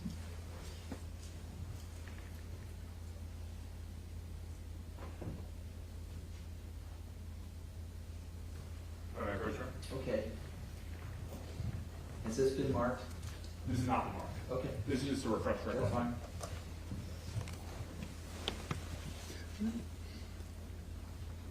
And you recognize this document, Mr. Silverlake? I do, yes. And you've seen it before? Yes. Right. And in looking at the document, does that refresh your recollection areas that you saw presumptive blood in room C in that bathroom. Yes, it does. And so what were a couple of areas where you saw presumptive blood? The sink bowl in room C. There were two, I believe, if I recall correctly. And how about the door handle? The door handle does not. Oh, excuse me. Other than the sink bowl, were there any other areas that you saw in room C? The handle for the sink faucet. Now, how about in the shower on the walls? Anything that you recall from that? The shower faucet handles, I believe. Now, did you go into a room marked D? I did, yes. And did you do this? Were items pointed out to you in the same manner that may have been of evidentiary value at that time? They were, yes. Right.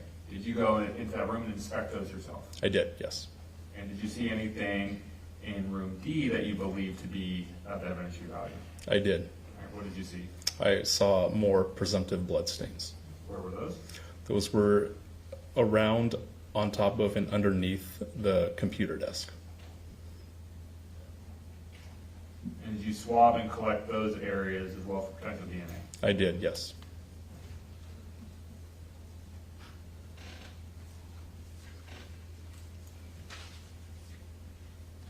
Did you see anything on the door handle of room D? Not that I can recall. And would it refresh your recollection to look at that swab log again? It would, yes.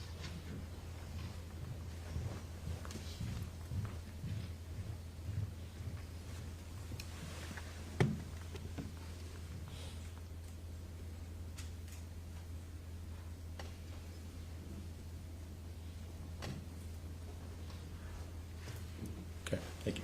Welcome. Does that refresh your recollection? Yes, it does. And what else did you notice in room D? There was a bottle of Fabuloso that was swabbed for presumptive blood as well. And if you go back to the door handle, did you swab the door handle as well? I did, yes. I swabbed the door handle to the pocket door. The what? The pocket door for the room? Pocket door. The pocket door is a door that slides from side to side, as opposed to opening out towards you or away from you. Is that like a closet door? It can be used in the closet setting, yes. Was this the door to the room, between the room and the hallway? Yes. So the entry door, okay. Yes. No further questions? Okay, thank you. All right, Mr. Hutchinson Cross. Yes. Good morning, sir. Morning. When you said presumptive blood, you're referring to a stain that could possibly be blood. That is correct.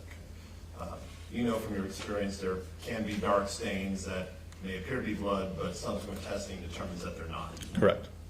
So when you're looking for areas of swab, you're looking at any potential stain that could be a blood stain. That's correct. Even if you don't think it's a blood stain, you want to take that swab to be certain. Yes, sir.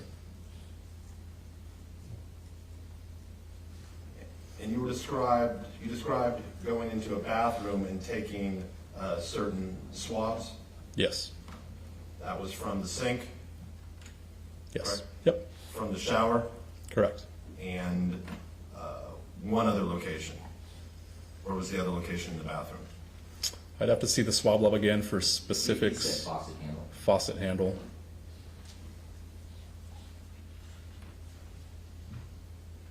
And then, your understanding is those swabs can be sent out for someone to determine if they are blood. That is correct, yes. When you went into the bedroom, you were told to swab around the desk. Is that what you said? There were areas around the desk that I was told to swab. Correct. Which where there were stains that, based on appearance, could possibly be blood. Correct. And you swabbed those areas around the desk? Yes. And so you actually swabbed the desk itself? Yes. Did you swab underneath the desk? Correct. Did you take any other swabs in the bedroom? entry door. There was also a bottle of Fabuloso that I took swabs from as well. Okay. Did anyone point out any other items for you to swab in the bedroom? Not that I recall at this moment.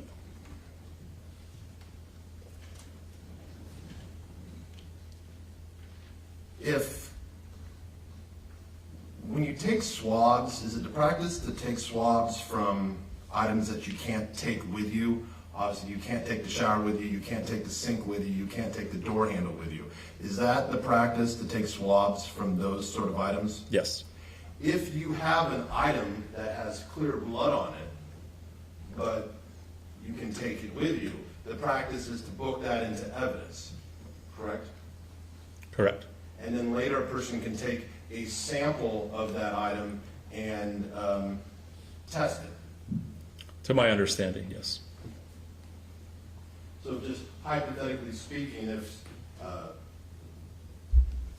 you were to find a suit jacket with blood on it, you wouldn't take a swab of the suit jacket. That suit jacket would be packaged and then booked into evidence, correct? Correct. So in taking swabs, your focus is on swabbing the areas that cannot be collected as evidence. That's correct.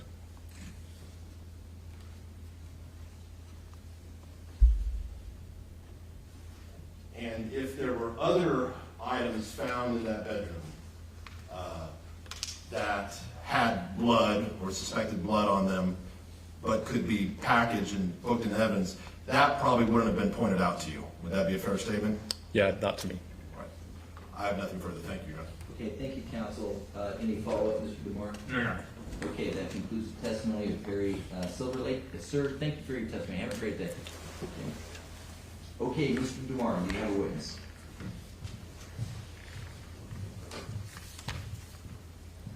People call Corporal Chaim Campbell. Okay, thank you.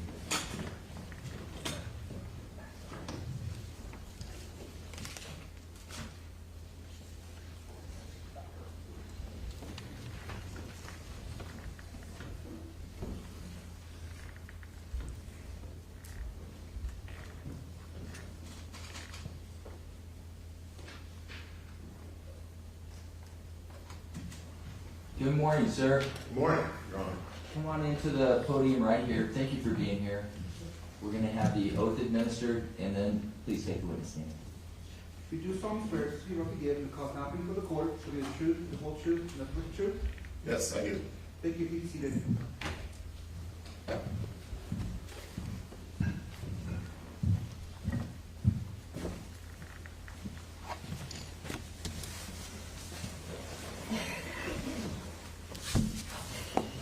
Take the first and last name for the record and spell them both. First name is Che, spelled C-H-A-Y. Last of McCampbell, M-C-C-A-M-P-B-E-L-L. Okay, thank you, sir. Mr. Van Hook, direct. Thank you. Good morning, sir. Morning. What's your job? I am a police officer for the City of Davis Police Department, County of Yolo. And how long have you been a police officer for the Davis Police Department?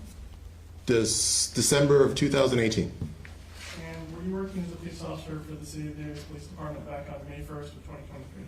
I was a police officer, but I was not actually on duty. I was at home. And did you become on duty at I point, became on duty rather quickly. Yes, sir. What were the circumstances for that? I received a phone call from our lieutenant asking about a situation that had happened. Was it a stabbing? It was a stabbing. And was that reported to have happened on L Street, kind of between 2nd and 3rd? Yes, sir. And are you familiar with various surveillance video cameras that are located in downtown Davis? I am. And specifically, are you familiar with a camera that is located at the intersection of 2nd and F? I am. And are you able to access that camera? Yes. How are you able to access cameras? Is that like a city camera, or what's the deal there? No, the camera is owned by the property owner. I had a relationship with him prior to law enforcement, and he allows me access to various of his personally owned security cameras. Okay, so this is a private citizen's personally owned camera, but you have access to it. Yes, sir. And were you able to access the camera system to look for any video that might be relevant to the incident involving the stabbing on L Street? I was. May I first understand? Okay. I'm handing you, I'm showing you, it's 26A. There's 5 videos. Can you do me a favor and just click through those and see if you recognize them?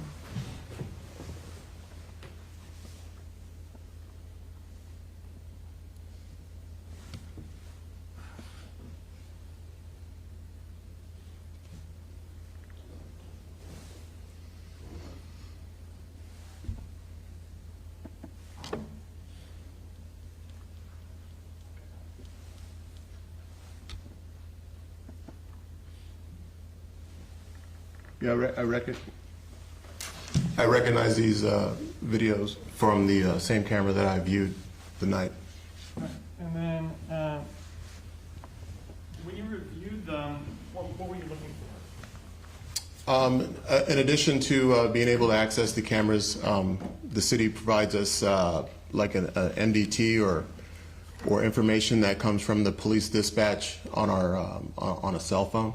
So I was able to actually log in and see the updates and the description that was given during the time of the call.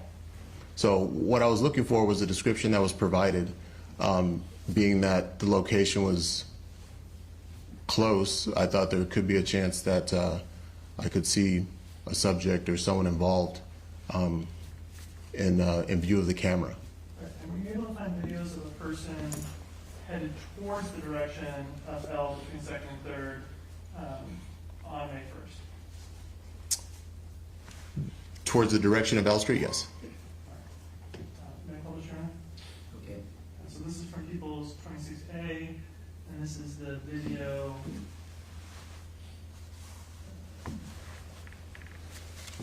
Ending. So there's a number sequence at the beginning of the name of the video, and this number sequence ends in 13_000. Thank you, Counsel. And so, sir, are you able to see the screen okay? Yep. Can we do this just a little bit?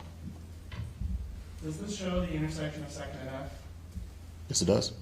And can you orient us a little bit? I'm going to show you People's 25G. What I'd like you to do is just take a look at 25G and see if you can see that same intersection on 25G. Yeah, so to be the 2nd Street goes east and west, and F Street is going to be north and south, and this camera is picking up facing north at the intersection of 2nd and F Street. So I'm going to put People's 25G on the overhead, and then we'll put back to the recording. And so looking at 25G, there should be a laser pointer there on the table to your right. Can you show us where the intersection of 2nd and F is? Sure. Oh, so this is 2nd. That would be the Amtrak station. This is G. This is right here. So that's 2nd and F? Yes. Okay, sir. And you were talking about some directions. Can you show us on this kind of overhead Google Map type view of which direction north is here? Sure. North would be where the red dot is traveling northward. East-west, this is 2nd where the red dot is. East would be to our right if we're looking at it, and west would be to our left if we were viewing the picture. All right, the northwest to the top? Yes, sir. And if we could please switch back to the video. So from this video view, what are we seeing as far as which of those directions is here? Can I use the pointer? please. North would be this direction. East is that direction. And west is here. So north is towards the top left, Yep, east is to the top right, yep. and west is to the bottom left-ish. Yes, sir. Understood. Thank you, sir. And so from this video, were you able to, let me try that. This timestamp that's here at the bottom of the video of 23:59, are you able to see that? Yes, And is that near the time that you were able to see someone on the video? it is. Yeah. I'm going to play the video forward from this point forward.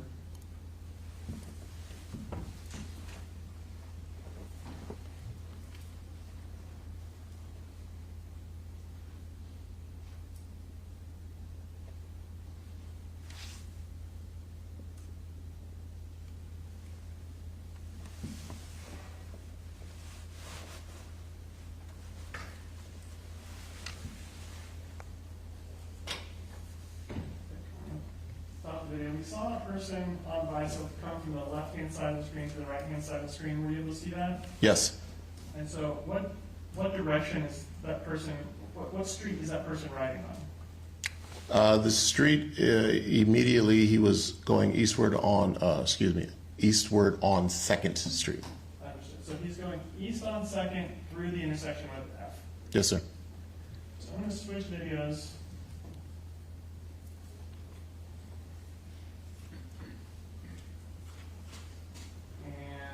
Are you able to see this video, sir?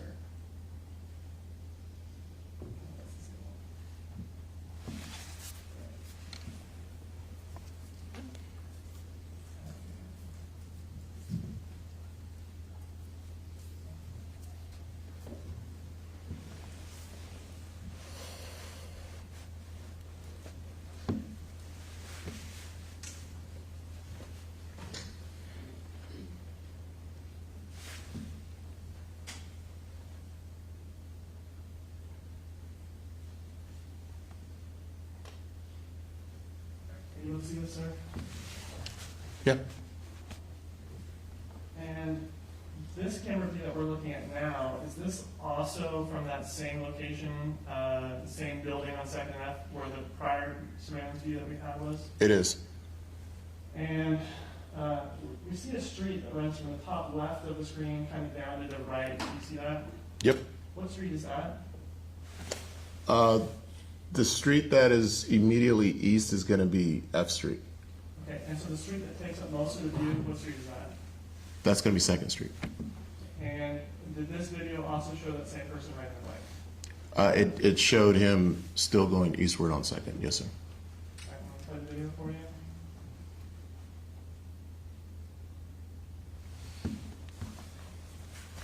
So I want to ask you about these timestamps that are on the video. Here at the bottom it says 22:59. What's that in civilian time? That's 10:59. And do you know whether or not the timestamps on the videos from this particular location are accurate, meaning that they're correct with real world time? Yes. And have you accessed video from this particular location before? Yeah. And has it consistently been that these times are accurate? Yes. Let me stop you there. Officer, we've got a few more questions for you. Yes, sir. And we're going to take our midday break. We're going to resume sharp at 1:30. Okay. So you're excused until that time. Yes, Your Honor. Thank you. To the jury, enjoy your midday break. Do not discuss, do not form any opinions, and don't research. And I'll see you for this afternoon session, folks. Thank you very much for your service. Off the record.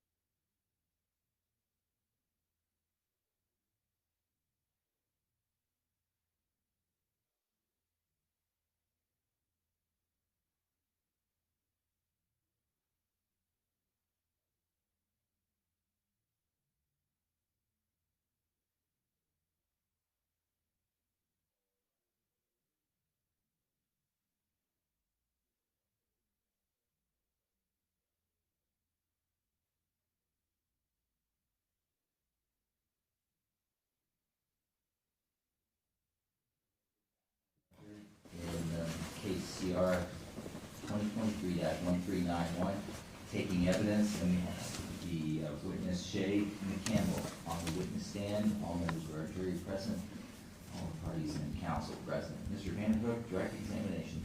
Thank you, Your Honor. Good afternoon, Corporal. Good afternoon. So when we left at break, I was talking about a video that we have on the screen. And if you can just dim the lights a little bit. So we talked about this also being from kind of the second and F location. Do you remember us talking about that? I do. And so when we looked at the map earlier, you'd shown us kind of the intersection of second and F. Mhm. If I pulled up the map again, would you be able to show me where on the map we're seeing from this view? Sure. And if we could switch over to the other, please.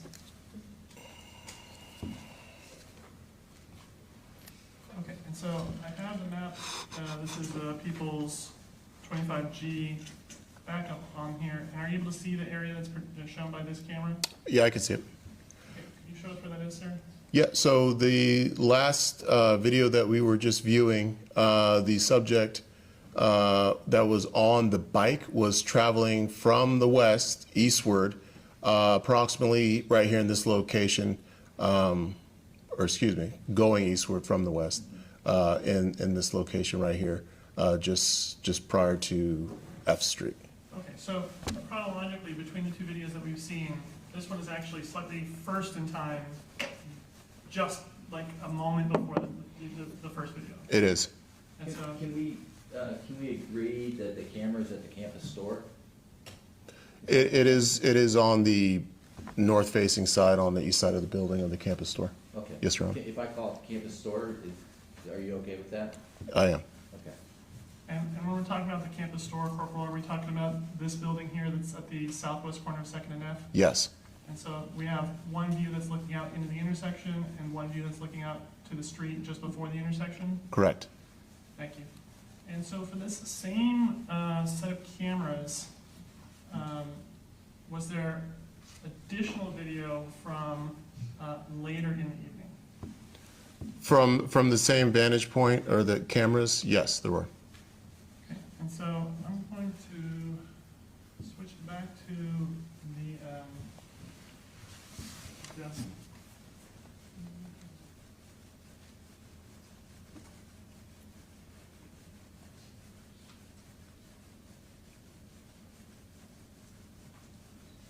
So I pulled up a video here. This is the video ending in, or with a numerical sequence that ends in 10_775. Are you able to see this, Corporal? Yes. And do you see the same intersection that we saw in the very first video that we played during your testimony? It is the same intersection. All right. From the timestamp, can you tell when this video is from? 11:50 p.m. All right. And so I'll play this video for you.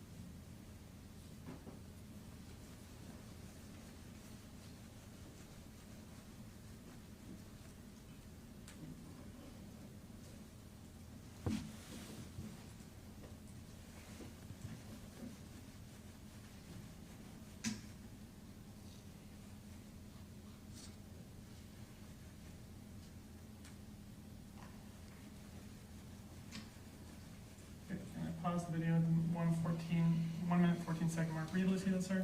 I did. I can see it. And did you see an individual crossing the intersection during that video? I did. And so going back to the Google Map overview of the area, let's switch to the demo, please. Thank you. intersection here of 2nd and F, where is it that we're seeing this person and which way are they going? From the vantage point of the cameras on the campus store, the subject is seen on the north side of the street, approaching F from the direction of east. Okay, so they're going the opposite direction as in the first video. From Opposite, yes, sir. Okay, and they kind of look like they were on the sidewalk. Which of the two sidewalks are they on? On the north side. From the vantage point of the cameras, they'd be across the street. Understood. So I'm going to go back to the videos, hopefully, and I'm going to pull up the video that ends in 50_10-775. Are you able to see this video, sir? Yes. And you recognize this angle from the previous set of videos that we played? Yes. And we'll play this video for a little bit.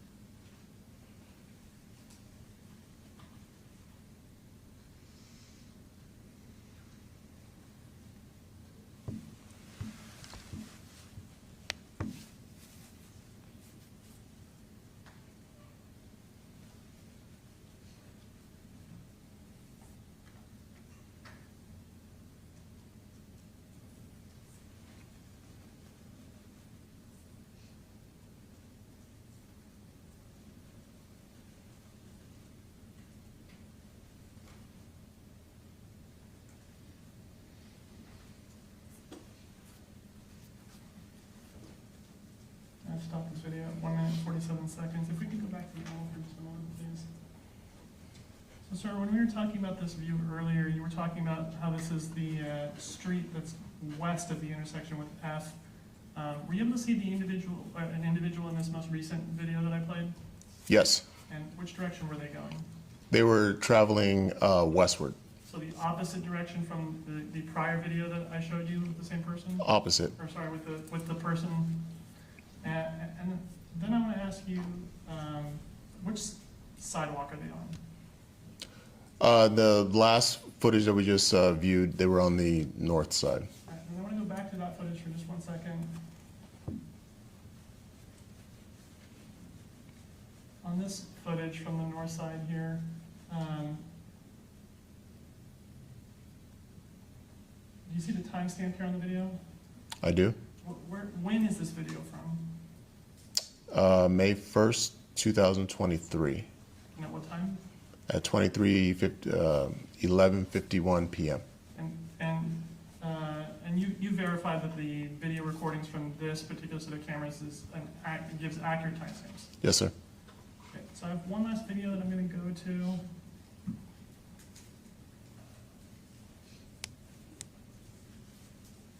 So are you able to see this camera? Yes. And I want to go back to the Elmo and kind of understand where this camera is located and what angle we're seeing here. Okay. If we would be able to switch that, please, sir.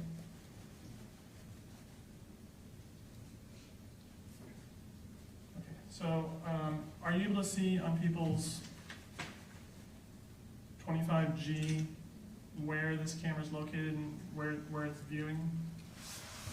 So I believe the footage that you just had up was going to be on the building at 200B Street, which would be west of this location, a few more blocks down. That's further down? Further down. Okay, would it be helpful if I played the video for you? Sure.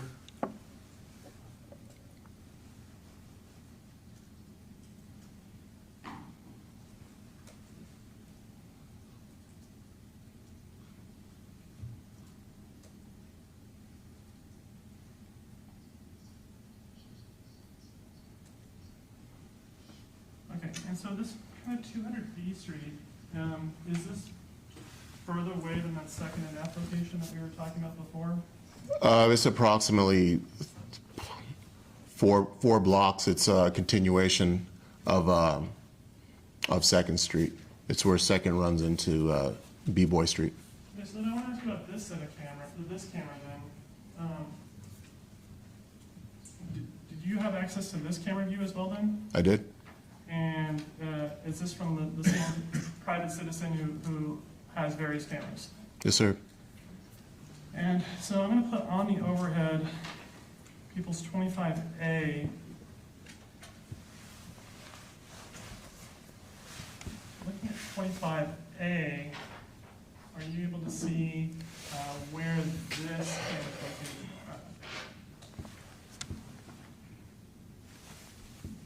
Just a second. So, okay, yeah, so this is B. B Street runs north and south. This is a continuation of Second going westward.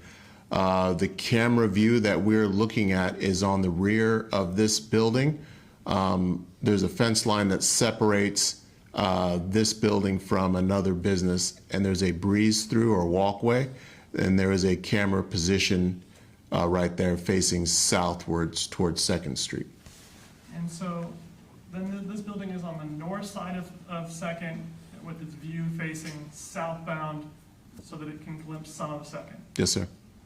And the building that you indicated is this white building near that's at the kind of northeast corner of the intersection of Second and B. It is. And so then the alley that you're talking about is at the east end of that particular building. Yes. And so, sorry. So we'll switch back to this. On this camera here, we have a timestamp here that's now advanced to 23:55. Are you able to see that? Yes. What time is that in civilian time? 11:55 p.m. All right, and is this again a timestamp that you know to be accurate based on working with this particular system? Yes. So we can take that down. Thank you. Well, hold on just a second. Is that car parked on Second Street? It's parked on Second Street facing north.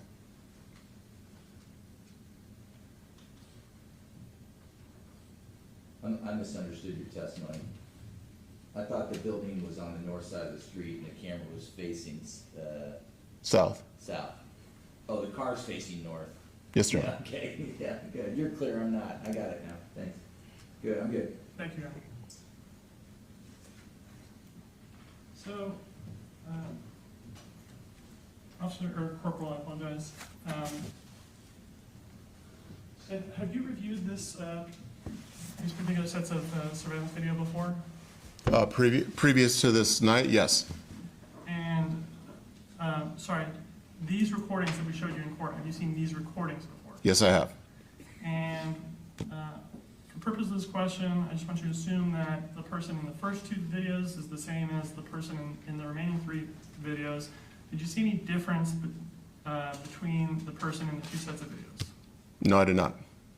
As far as, did you see any videos as far as their method of movement or how they were moving? Speaking towards like body mechanics, Well, how about this? In the first set, were they riding a bike? they were riding a bike. And in the second set, were they riding a bike? They were riding a bike. Okay. Was there something different about how they were riding the bike in the two sets of videos? The second set, when the subject was going westward, the opposite way, he was going slower, coasting on the bike. And did it appear to you that there was anything physically wrong with that person? Section speculation. Assistant. Was there any indication on the video to you that the person in the second set of videos was injured? From what I saw, yeah. I mean, it kind of stuck out that he didn't have full use of a leg. He wasn't pedaling. Nothing further. Okay. All right, thank you. Mr. Hutchinson, cross-examination. Good afternoon, sir. Good afternoon. So the business at the intersection of 2nd and F Street, that is the UC Davis store?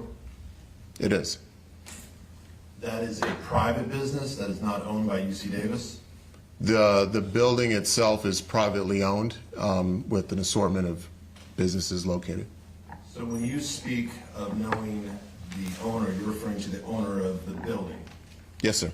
not the owner of the business. Correct. 2nd Street, that's a major, very popular travel road in downtown Davis, Correct, yeah. lined with many businesses. Mm-hmm. Yes? Yes, Okay. Many popular businesses. yes. And you know from your experience that many of these businesses have security cameras pointed towards 2nd Street. I would imagine. The UC Davis store, what does that store sell? Apparel associated with the college, UC Davis? It's a store that probably many, if not most, of UC Davis students are familiar with. Would you agree with that? I would admit, yeah, I agree. The cameras that are on the corner that we just saw, they're very visible. If you walk by, you can clearly see there are cameras there. Correct? I've never personally walked under and peered at them, but yeah, they're hanging from the front part of the store. You said you've gone to this business multiple times Mhm. to get camera footage. Via email, like I've been to his office. I'm aware where the cameras are located. I wouldn't say I've sat and peered at the external camera. Have you ever gone out to the corner and looked? I have. There are 2 cameras on different sides of the building, one on one side, one on the other, correct? Of the Aggie store? Yes. Yes, sir. So there's one camera on the side of the building that is facing north. Yes, sir. And that's the footage we saw that gave us kind of a close-up view as the person rode the bicycle traveling west. Yes, sir. There is another camera on the side of the building that is facing east. Correct. And that is the camera that gave us some of the farther view of the individual crossing the intersection of 2nd and F. Correct. As you sit here today, you don't recall ever looking up at those cameras to see how noticeable they are, that there is a camera there?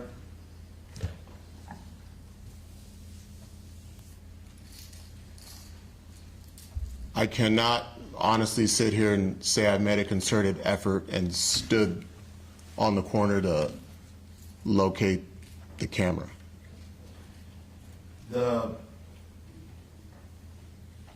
person on the bicycle, when they were traveling eastbound, approximately 11 o'clock, that 2nd Street runs straight into the Amtrak station, you said? Mm-hmm. You have to answer yes. Yes. And that is the direction this person was traveling, as indicated on the video. Yes, sir.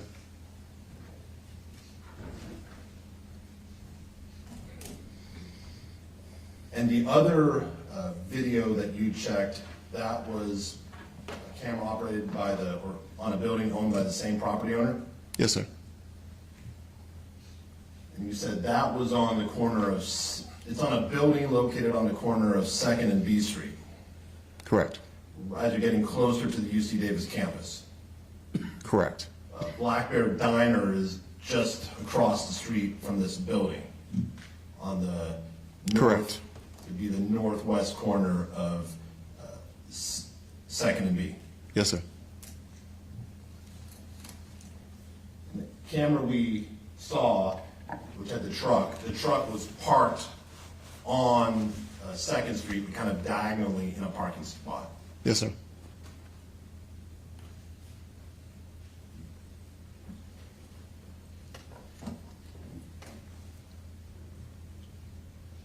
The prosecutor asked you about the differences in the movements of the individual from the first video and the second video.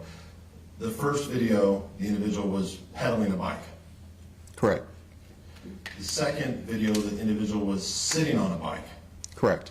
But using one leg to push the bike. Correct. So when you said he appeared to be injured, you were making an assumption based on the movements you observed. Yes, right? sir.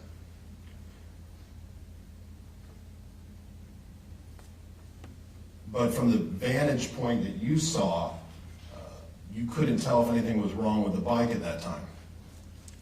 Correct. If a chain, you're familiar with bicycles? Yes, sir.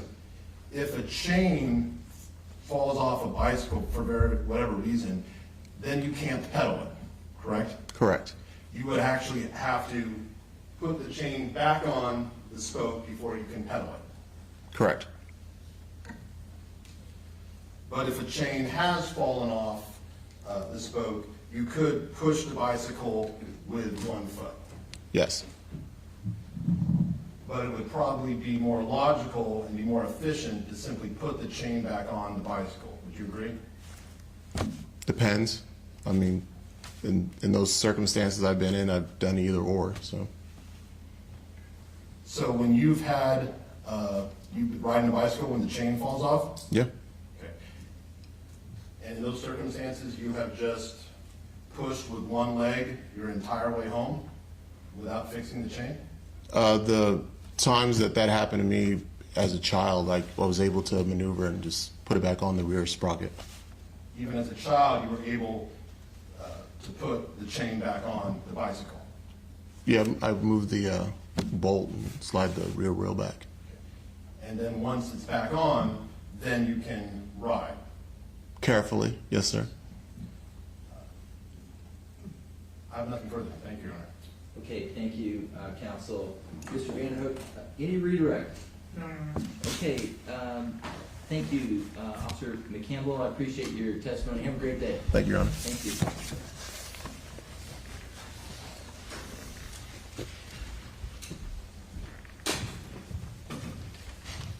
Okay, Mr. DeMora.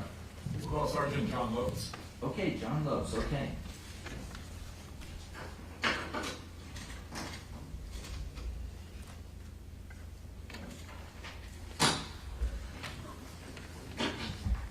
Good afternoon, sir. Come in and stand here at the podium.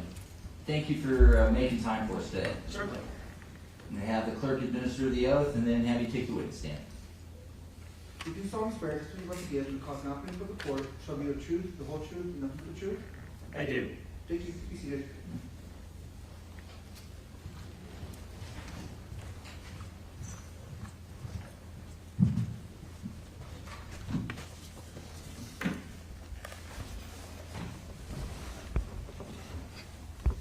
State your first and last name for the record. Spoken both. John Lopes, J-O-H-N-L-O-P-E-S. Okay, thank you. Mr. DeMar, direct. Thank you, Your Honor. Good afternoon, Sergeant Lopes. Good afternoon. Where do you work? I'm a sheriff's sergeant with the Sacramento County Sheriff's Office. And how long have you been with the Sheriff's Office? Approximately 33 years. And currently, what's your assignment? Currently, I'm assigned to corrections at the main jail. And prior to your promotion, were you involved with CSI work? I was, previous to the main jail, I was assigned to CSI for the last about 28 years. And what was your role with CSI? I was a deputy sheriff assigned to the CSI unit, and in that position, a crime scene investigator would take photographs of scenes, video, process scenes for fingerprints, DNA, collect evidence. Sometimes we prepare crime scene maps of scenes.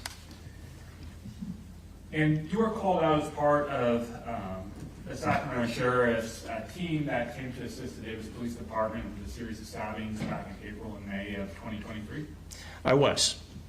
And on May 2nd of 2023, in the early morning hours, well, maybe not really early, but 7:45 a.m. that day, did you respond to Davis and start processing the scene at the corner of the 2nd and L Street? I did. And what was your role in processing that scene? At that particular scene, my role was to take the still photographs of that location and then also film a scene video.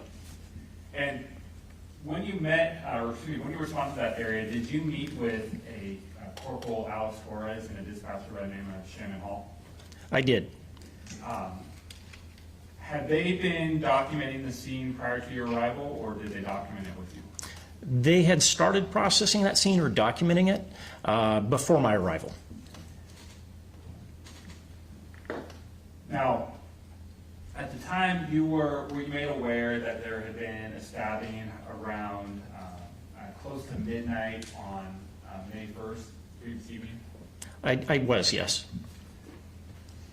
And so your role was to document the scene, when you first responded there in the morning on May 2nd, correct? Correct. And so have you seen, I'm going to show you some photographs from People's Exhibit 24. Did you have a chance to look through People's Exhibit 24 prior to court today? I did, yes. And was that a series of approximately about 381 photographs that you looked through? Correct. And were those photographs that you recognize as ones that you took? Correct. And do those fairly and accurately capture what you viewed on May 2nd, 2023? They do. I'll show you some of those photographs. So we're going to start with beginning in 6429.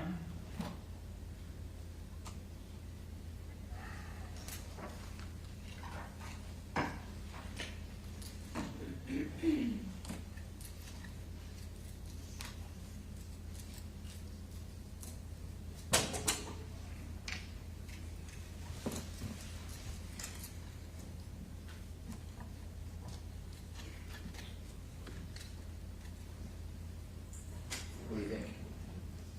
Here, no, that's not it. We don't want to see that. Sorry.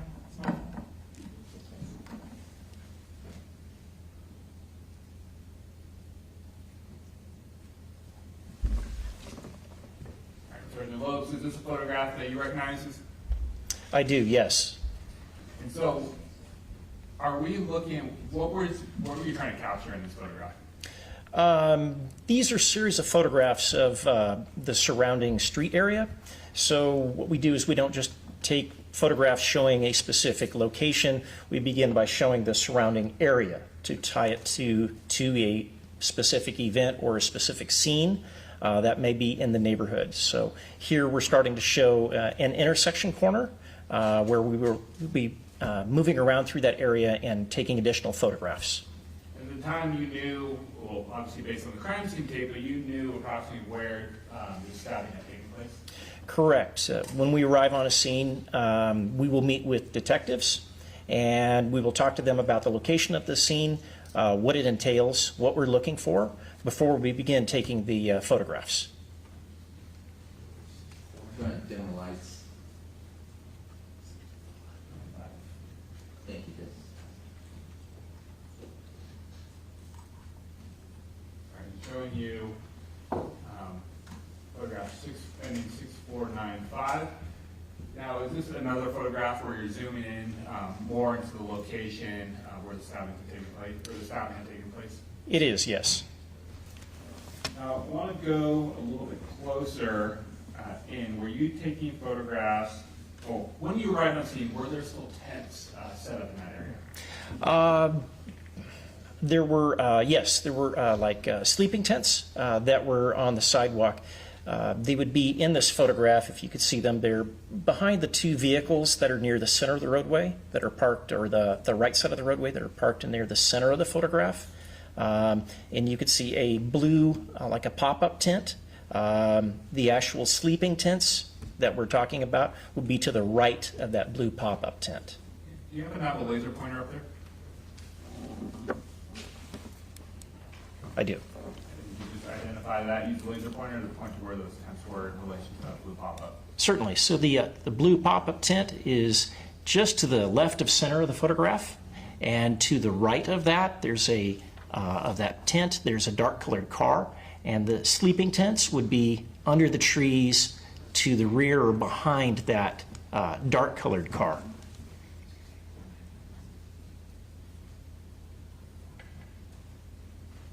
I'm sure you know the photograph 6849. And is this one of the tents that you were describing that was in that photograph.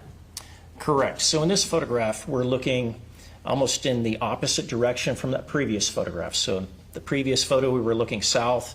In this photograph, I've moved down the street and I'm looking back north. You can see on the very right-hand edge, there's an open white car door, and there's above that car door, there's a blue tarp or tent. That was what we were talking about in the previous photograph. And then to the left of that blue tarp, you can see a pop-up tent. You can begin to make out the word investigations. And underneath that tent, near the center of the photograph, is one of the sleeping tents that we're talking about. Going to photograph 6918. Now, this is a zoomed-in version or a zoomed-in picture of that tent you just described, correct? Correct. This is just a little bit closer than the previous photograph, taken from almost the same area. And the exposure has been changed on the camera so that we can clearly see that tent that is underneath the investigations pop-up tent that was placed there due to the rain that day. Now, to the best of your knowledge, when you went through a briefing with detectives and everything, is one of the things that you ask or you talk about or discuss to determine whether the crime scene has been preserved in a way to reflect where items were to the best of their ability? Yes, we want to find out, has the previous team that began to work there, if they had moved anything, if they'd altered anything, if they'd stepped on anything, what have they added to the scene, if anything. And at this time, when you're documenting the scene, was it your understanding, or told me if it was, that the tents had been left the tent that we're looking at had been left pretty much undisturbed other than medical personnel? Protection, foundation, speculation. Sustained. Have you received any information about the condition the tent was in when you were documenting it versus how it had been the day before? What I had been told was on the... Was it back on the listener? Let me ask this. In looking at this tent, obviously it's still attached to the ground.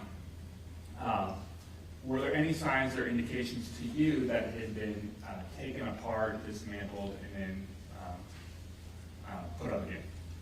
No. And so as we're looking at this tent, you're documenting this tent, were there openings in this tent? When I say openings, I mean a door or a cut in this tent? There was a door, a doorway to the tent, but that was zipped closed. And on the north side of the tent, which is the opposite side of this photograph that we're looking at here, not this face, but the opposite side, the tent material had been cut or torn open. And I will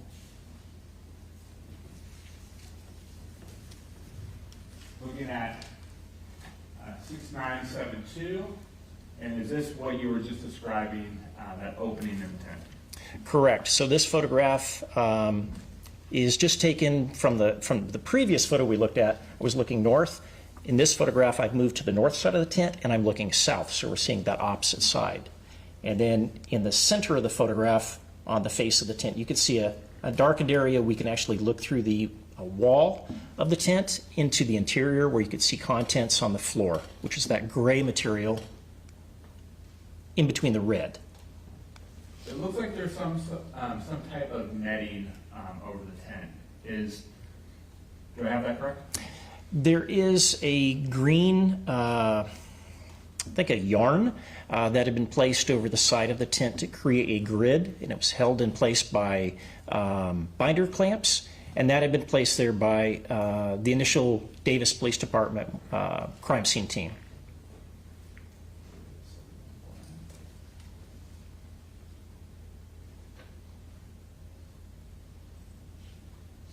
You're going to photograph 7149.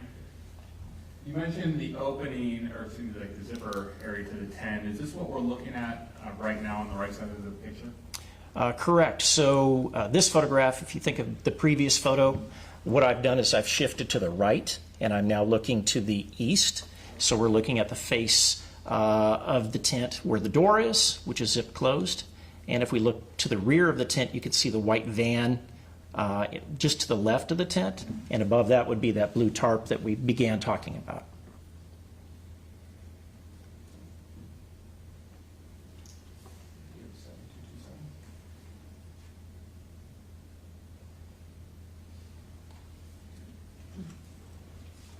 Showing you 7227. Now you mentioned 2 tents. Is this the second tent? It is. This tent was just to the north of the previous tent, the red-colored tent that we've been talking about. Where are you in relation to that red tent when you're taking this photograph?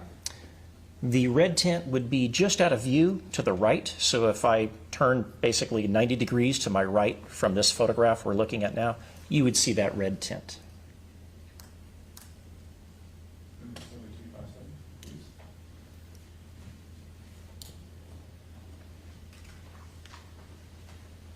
So looking at 7257. Now, on this photograph, again, Sergeant Lopes, we're looking at that red tent. I see some dirt in that area, or at least in this picture. Is the tent off of the sidewalk, meaning it's not touching the sidewalk? Correct. The tent is in the dirt portion of the planter area adjacent to the sidewalk.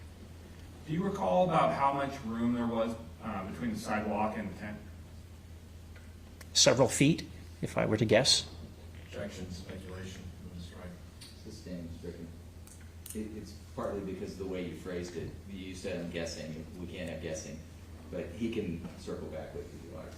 All right, how about we go to 7263?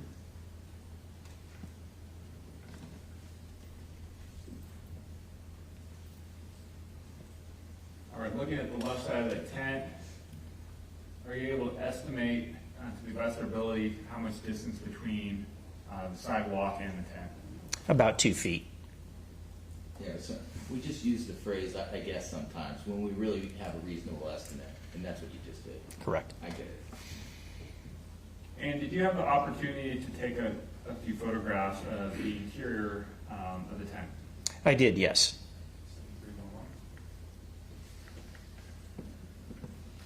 Right. Photograph 7311. Are we looking through the tent, through that opening that we described as on the north base, or excuse me, north side of the tent? Correct. There's the cut torn area, which is exposed here, so we can see the red outer wall. And then that gray area in that top, almost half of the photograph, that is inside. There's a red binder that is on the right-hand side of the photograph. Below that, on the right-hand side, there's a hairbrush. And you can see other contents back in the top left-hand corner as well. And that right binder is off to the side where the zipper opening is that correct? Correct.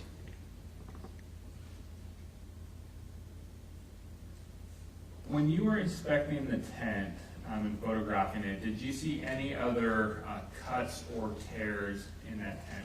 Like the gray rain cover on top? No, I did not. We go to 7410, please.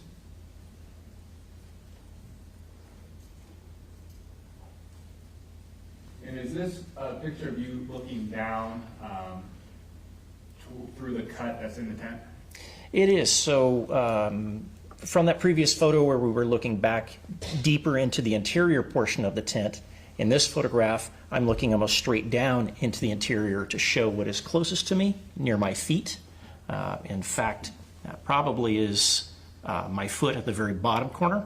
So I'm looking almost straight down, and you can see there's probably like a cell phone with something plugged into it, a cord that's there. What's that that black item that's just off to the right? Looks like a cigarette pack. The dark item here? Yes. I believe that is a tablet of some type. Like a digital tablet? Correct.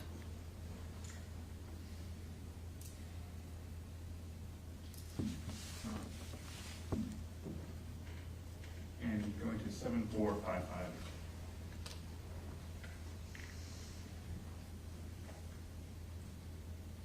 Is this a, Sergeant Lopes, is this a ground level view looking through that cut in the tent? It is.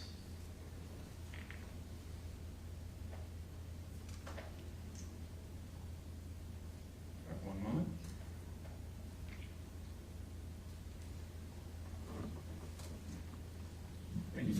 present.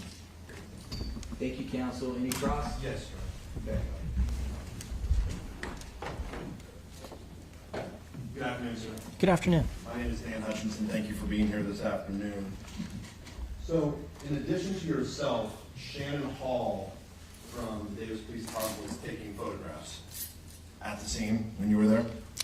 No, she was not. By the time I arrived, the sheriff's CSI team took over doing everything. So when you arrived, were you the only person taking photographs? That I was aware of, yes. Was Alex Torres from the Davis Police Department there at the time when you were there? Most of the time, yes. And when I'm referring to Mr. Torres, you know who I'm referring to? Uniformed officer Torres? At the time, yes. Do you know someone by the name of Alex Torres who works for the Davis Police Department? I believe I met him that day, yes. Sure. And all the photographs you took were given to Mr. Torres?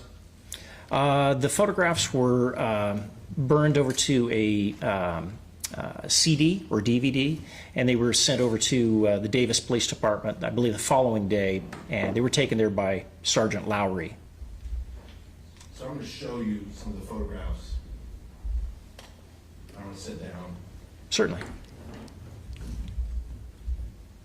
So this is People's Exhibit 24 with photo ending 6672. Sir, this is one of the photographs that you took? I believe so, yes. It appears to be looking west on what's considered the gravel portion of 2nd Street. You're not familiar with Davis streets, correct? Correct. All right. This appears to be facing west. Can you determine that from the photo? Yes, this would be facing west. Those are the railroad tracks that are on the left-hand side of the photograph. Because you did not know what would be ultimately relevant, you took hundreds of photos. Yes, and again, it's part of what we typically do on scenes is we will take numerous photos to show the surrounding location. Many of the photos you take may ultimately not be particularly relevant, but you don't know that at the time. Would that be a fair statement? Correct. Now, can you see where this little cursor is? There appears to be a pile of gravel down here. Can you see that? I do on the right-hand edge. There also appears to be some object on the other side of that gravel. You see it appears to be a square type object. I do. There's a darkened object just on the top of that gravel pile. Sir, if you recall, did you ever walk down and observe what was located on the other side of this gravel pile? I don't recall going down there. So I'm going to show you some other photographs.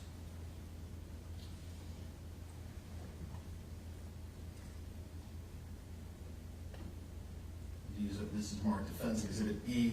I'm going to bring my laptop up, look through them. Even if you didn't take these photographs, if you recognize what is depicted, I'm going to ask you some questions about that. Certainly.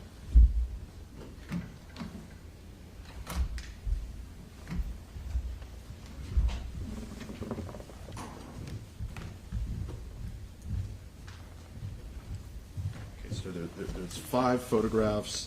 And if you can just, there's the arrow. You just want to take a look at each of them, and then when you're done, let me know. Okay? Certainly.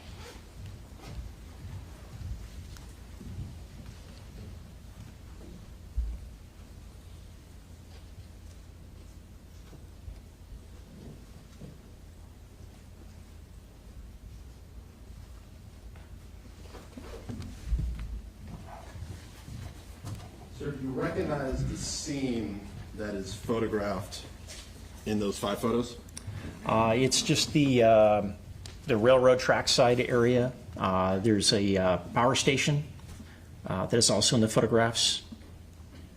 Did you take those 5 photographs? I believe so, yes. And are those photographs an accurate depiction of what you photographed that day? They would be, yes.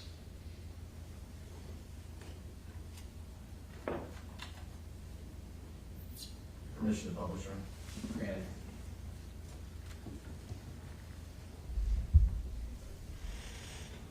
Now, sir, I'm showing what's been marked. Defense Exhibit E, this is photo E1.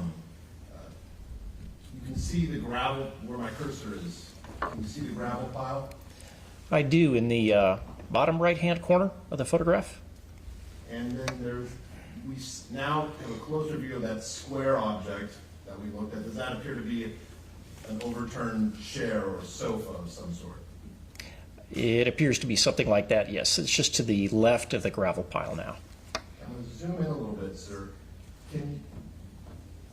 Between the gravel pile and that overturned chair, do you see what appears to be a log or a portion of a down power pole? I do see that item that runs there parallel to the ground, and it's against those green bushes. And you may not be able to tell, but right where my cursor is right here, can you see if that appears to be the cut end of when the pole ends? It would appear to be a cut end, yes. Showing what's been marked.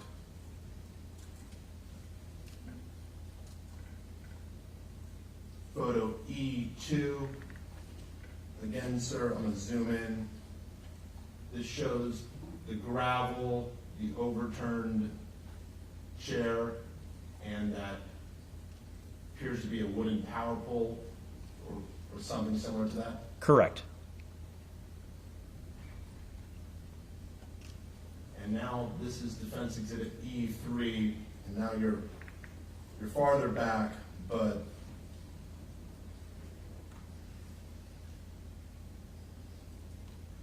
if you zoom in, you can see down here the chair, the gravel, and from a distance, the pole.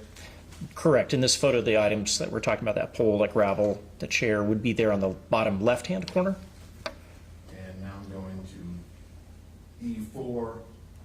Again, this is another photo of those items we were just discussing. Correct. And those items are in the same area, bottom left-hand corner.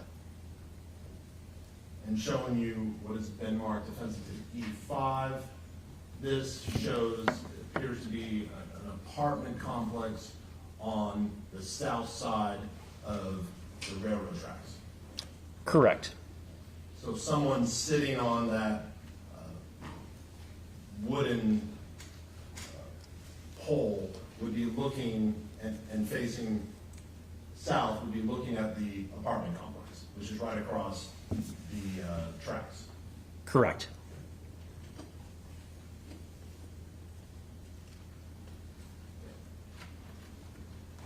And sir, when you arrived at the location, Davis Police CSI had already left with the exception of Mr. Torres? They were still at the scene. Initially, that's who we met with and talked to Officer Torres, and then there was a female dispatcher / CSI person that was there at the scene. But at that point, it was you and your team that took over the processing? Correct.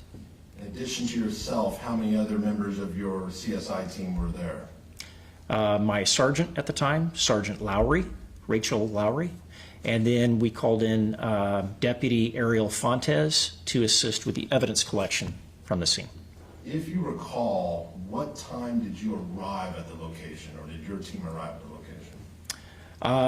Sergeant Lowry had arrived prior to me, and Deputy Fontes arrived later. I can tell you the time that I arrived at the scene if you'd like. Did you document that in your report? I did.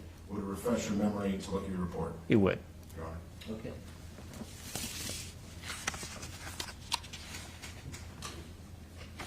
So I arrived at 11:50 in the morning. So, assuming that the stabbing approximately 11:45 p.m. the prior night. You arrived approximately 12 hours after the incident. Correct. You said there was an officer who arrived before you from your team? Correct. That was Sergeant Lowry. When you arrived, was Sergeant Lowry already engaged in processing the scene, or did he wait for you to arrive to begin, if you know? She waited for me to arrive because the sergeant typically does not process the scenes. It's the deputies. So Sergeant Lowry, she was at the scene. She waited for you to arrive. Did you begin processing before the other member of your team arrived? I did.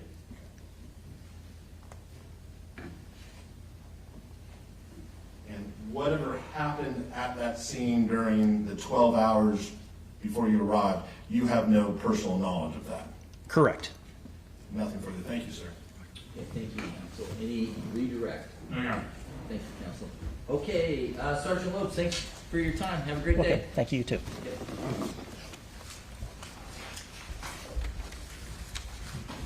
Okay, Mr. DeMora.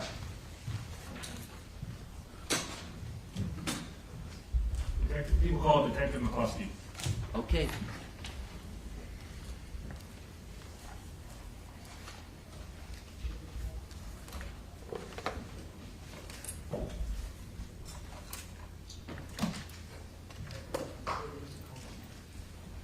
Good afternoon, sir. Good afternoon. Come in all the way to the podium right here, sir. Thank you for being here. Yes. The clerk will administer the oath, and then we'll have you take the witness stand. You do solemnly swear to speak what you give, but cause nothing to the court, shall be the truth, the whole truth, and nothing but the truth? I do. Thank you, please be seated.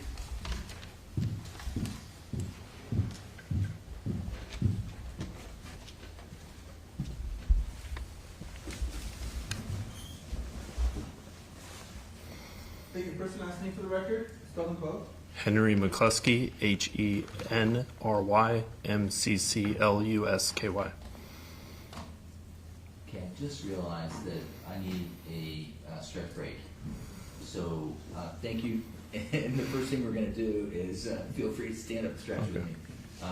So, anyway, that's what I'm doing. And, we're gonna take a hard break at 3 o'clock, depending upon where the witnesses take out, but we're gonna try to get to 3 o'clock. Off the record.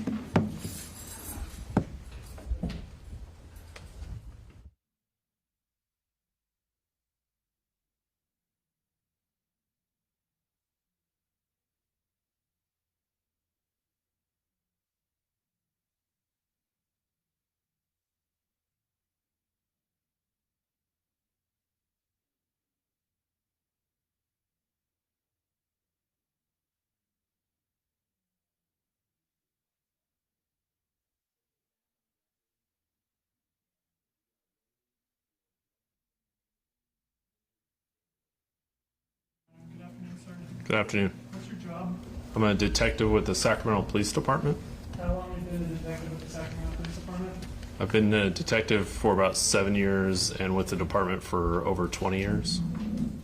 And were you working for the Sacramento Police Department as a peace officer back on May 2nd of 2023? Yes. And on a day, did you come to the city of Davis to assist with an investigation related to a stabbing? Yes. Is it normal for detectives with the Sacramento City Police Department or with the Sacramento County Sheriff's Office to just routinely come to the city of Davis to do investigations? No, I never have in my career. Okay. How was it that you came to be doing work in Davis this day when this never happened on another day? It was, we'll provide mutual aid to a department if they don't have the resources. We're a much larger department than Davis, and I believe either they reached out or we reached out to them, seeing if they needed help because they had multiple cases that were ongoing during that week. Okay, so your agency is helping out another law enforcement agency. Yes. And as part of your assistance to the Davis Police Department, did you and other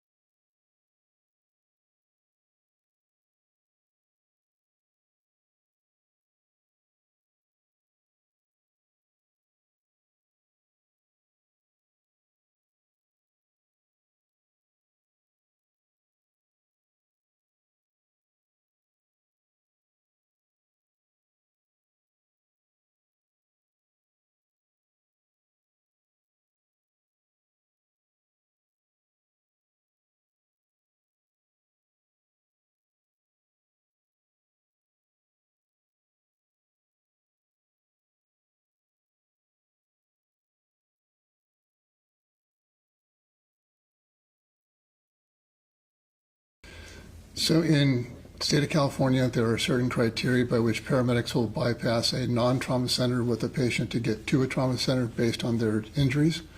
When they get to that trauma center, each center has its own kind of internal tiering system. At Davis, we have a 3-level tiering system. The lowest level is the lowest level injuries seen by the emergency physicians, and usually that's it. Our second level is seen by our trauma residents and our nurse practitioners and the emergency physician. And our highest level is all those and the trauma attending or the trauma surgeon. So, first, UC Davis Medical Center is a trauma center, correct? Yes. And so for a paramedic to take an individual, a patient directly there has to be, would it be fair to say, significant injury? Yes. Now, when you went through your 3 tiers as a trauma surgeon, you only directly respond to the most severe injuries, does it sound like? Correct. When we say the most severe injuries, what are these typically life-threatening injuries? They're potentially life-threatening based on, yes. I guess I should say, sort of what criteria are you looking at to determine that someone is a tier 3 response where you would have to get involved? So a serious brain injury, we have a grading scale for that. Any penetrating injury to the torso, low blood pressure, pressure less than 90. Requirements for intubation, in other words, a mechanical ventilation, a tube in the throat. There's about half a dozen of them. A penetrating injury to the torso, could that be a knife wound? Yes.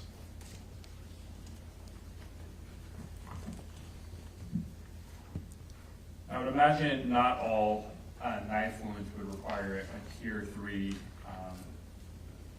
designation. Like, for example, if I got cut on the top of my hand, that would probably not be a tier 3. Correct.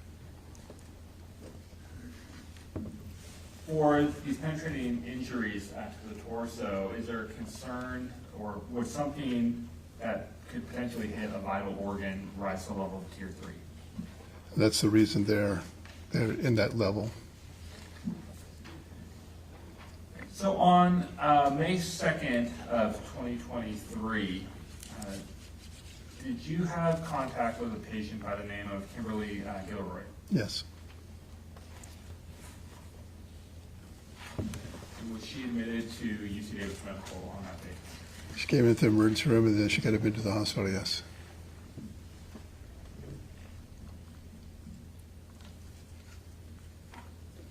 Is it fair for me to say that since you, you're one of several people who attended to her or checked or evaluated her when she was in the hospital, correct?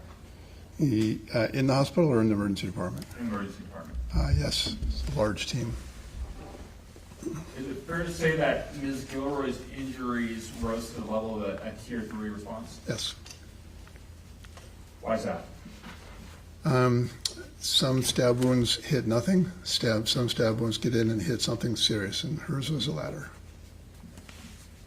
You say some stab wounds hit something serious, and hers was a latter. Do you recall where her stab wounds were? She had a stab wound to the right back and one to the right buttock.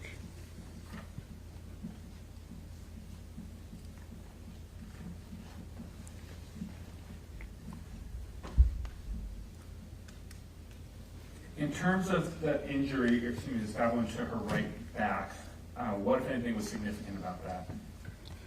From the outside, it was not bleeding, so nothing. But her blood pressure was low coming in, which meant likely she had been bleeding. And in that area back on that side, there's a kidney, the colon, the liver, lung. So why was that a concern then? All those organs can either bleed or collapse in the case of the lung. Were you aware in your evaluation of Ms. Guillory and in talking to other medical personnel of whether she had lost blood? I know her blood pressure was reported low by the paramedics during transport or a scene or transport. We usually don't have an estimate of blood from the scene. Was she responsive to you? Yes. I'm trying to remember, but yes. Thanks. Like I said, we're going to take our break. We got a little bit in, but we have more questions for you on the other side. The jury's been working hard, and we're going to get back to you at this time. Doctor, I'm going to excuse you for 15 minutes. It might be closer to 3:20 on this break. Okay. Yeah, thank you. Just a moment. I'd like the jury to remain seated for just a second, okay? And we're going to cut the live stream and go off the record for a second, okay? And no media involved.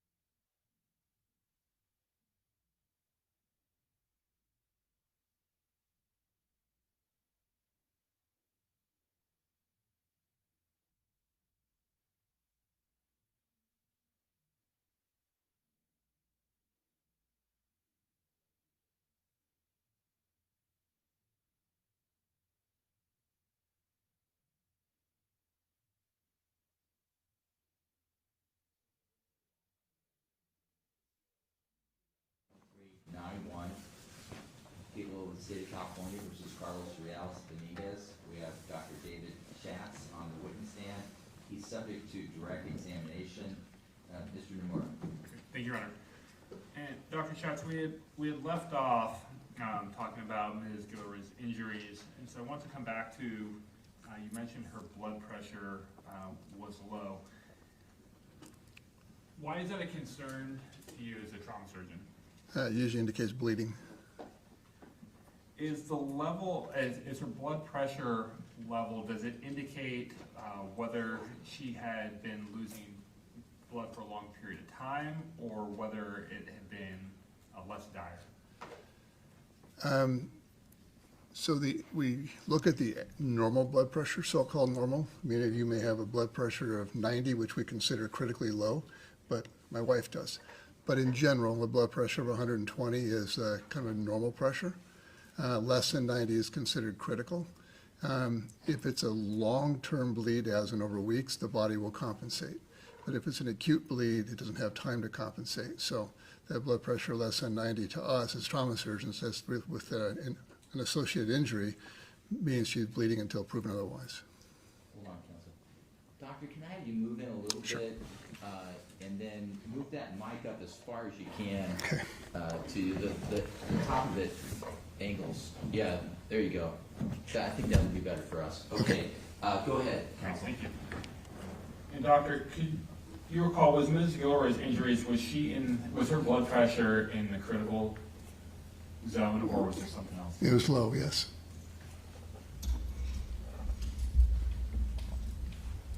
For my own benefit, what's the normal range? Again, a normal blood pressure is 120. 110, 120 is fine. 90 is very concerning. When a blood pressure is low and there's that indication that someone has been bleeding, is that a sign that that person may need a blood transfusion? It could be, yes. In this case, did Ms. Guillory need a blood transfusion? Yes, she got a unit of blood. What's that mean? Units come in bags, about 250 cc's, that'd be about 8 ounces. In her case, her blood pressure was low, but she did respond to that unit of blood. In other words, her blood pressure got better. Can you tell us your experience as a trauma surgeon, if she had not gotten that unit of blood, what could have happened to her? Well, and when we got further along in her workup, she was actively bleeding. So it was a combination of she needed blood transfusion and we needed to stop the bleeding. Otherwise, she would have bled. What we typically call a bleed out? Yes. And when we say bleed out, that means that someone will die or pass. Yes, usually you bleed to the point your blood pressure is so low that the heart stops.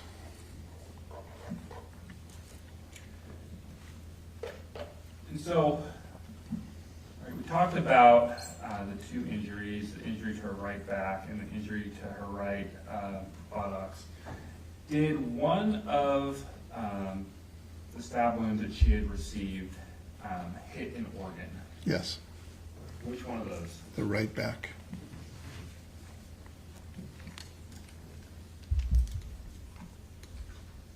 What organ did it hit? Right kidney.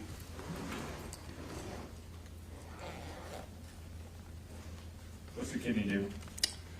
It filters the blood and removes the impurities and removes excess fluid. So that's what's in your urine.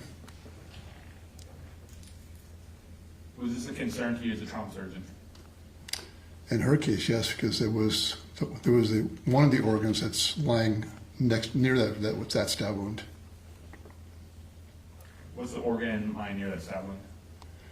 The kidney, the duodenum, the liver, the pancreas, the colon, all of which either can bleed or leak bowel contents, which are bad and life-threatening. And so when you assessed that she had a wound to her kidney, were you able to tell just how severe that wound was? Well, we found that wound by getting a CT scan, and on the CT scan, You could see the amount of kidney that was damaged and the fact that it was actively bleeding. How much was damaged? We have a grading scale of 1 to 5. It was a grade 3, or a grade 4, I believe. It's a higher grade, near the highest. And what type of medical response does that require? Stopping the bleed.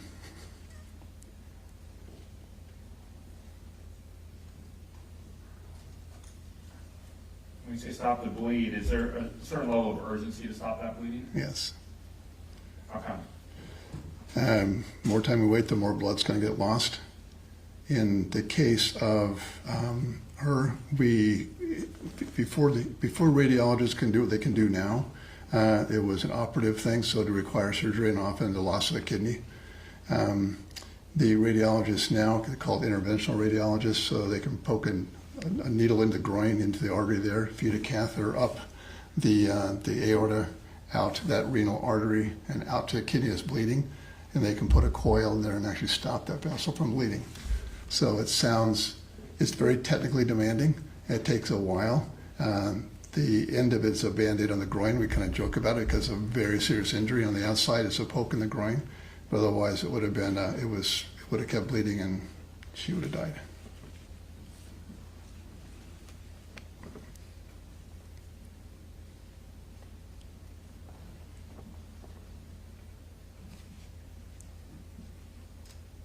When you inspected this area in the right back, could you tell how many stab wounds there were? There was one in each of those 2 locations we just spoke about. Can I add one more thing to your last question? The urgency is so much so that the American College of Surgeons verifies trauma centers. So if you hear of a trauma center being a level 1, a level 2, that sort of thing, that is the American College of Surgeons that verifies that they meet all the standards. One of those standards is that interventional radiology, that from the time that those radiologists are called by somebody like me, they have 60 minutes to have the patient on the table with that needle in the groin. So that gives you an idea of the urgency. So something like that requires a very, very quick response in a very narrow time frame. Yes, and it requires a whole team of people to do that.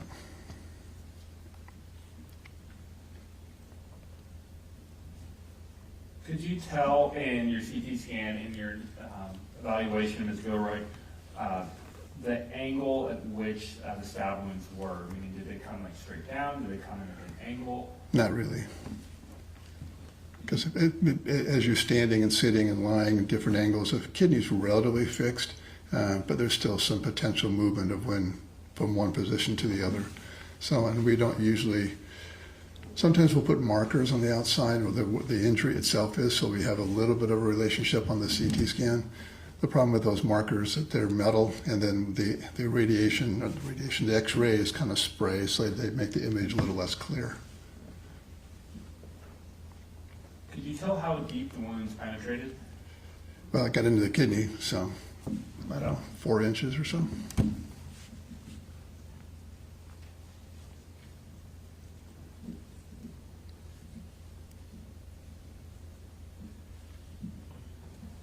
Was there any damage, when we looked at the stab wound to our right back, was there any damage to any other organs, vital organs in that area? So CT scans are great, but they're not conclusive. And in the case of the kidney, we knew what the injury was, we knew what the bleeding was. The problem in all those other organs I mentioned back there, the abdomen has got kind of 2 spots. It's got a bag called the peritoneum, and that's where all the bowel and most of the organs are. Then there's what's called the retroperitoneum, where things like that duodenum, the pancreas, the colon reside. Sure, sorry. So where those other organs reside. You can do a decent abdominal exam if there's an injury to organs within that peritoneum. You can't do that kind of exam if in that retroperitoneum it just doesn't work. So the danger of having a missed injury back there could be catastrophic. So that's why we ended up taking her after the kidney bleeding was stopped. We took her to the operating room and opened her abdomen really to look for those injuries, because if there had been one and we hadn't picked it up for a few hours or a day or 2, the results would have been very bad. Can you repeat the organs that you were listing and the court reporter interrupted you? Yeah, sorry. Duodenum, pancreas, liver, colon, kidney. That's probably it. When you did surgery, were there any further injuries in those areas? No. We had to immobilize all the organs to see the back side of those organs, but there was no injury.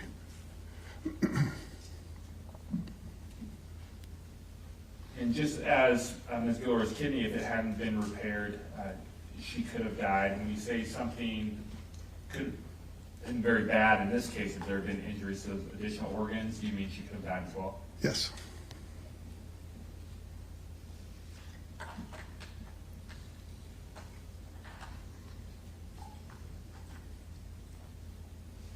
Were you able to, before I move to the right buttocks area, were you, when Ms. Guillory was in the emergency department, were you able to actually physically see the wounds on her back? Yes. If you could, standing up, just point to the areas where they were. I can tell you I saw them, but I can't tell you I remember where they were exactly. That's fair.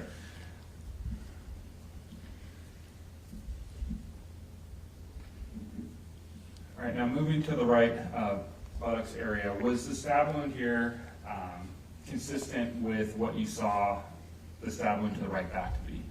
Yes. I mean, like the size of it? It was about a centimeter difference in size, which is a third of an inch. But other than that, they was the same. How big were each, when we look at the wounds and not just the differences between them, what would you estimate the size of each stab wound to be? What we wrote in the chart was 2 centimeters for one of them and 3 centimeters for the other. So it's 2.5 centimeters per inch. So a little less than an inch and a little more than an inch. I don't remember which was which. So the right buttocks area, do you remember how deep the wound was on this, in this injury? We would never see the wound's depth from the outside. We can only guesstimate it from the CT scan. And I don't remember what it was. There's not a lot back there except for muscle and vessels and nerves, but for the most part, it's the muscles that would bleed, but there wasn't bleeding. And did this injury require any specific medical treatment? And we just washed it out and closed it.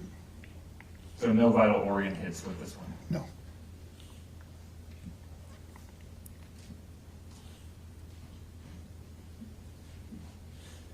So unlike the injury to the right back, the right buttocks was not a life-threatening injury? Correct.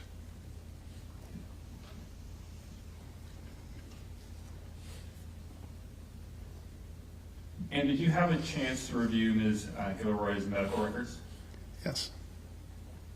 Specific to kind of what I took care of, and including her discharge summary, which I wasn't involved with at that point. But And are those medical records made in the regular course of business? yes. Do you keep, you and other medical professionals at East Davis Medical, do you make the entries into the medical records at or near the time an event takes place? As close as possible. In her case, for instance, her initial evaluation in the emergency room probably wasn't written for 3 or 4 hours because we were busy doing surgery and that sort of thing.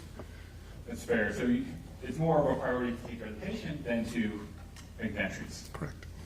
The first available opportunity where a patient's life is not at risk, then you can make the entries. Correct. Yes.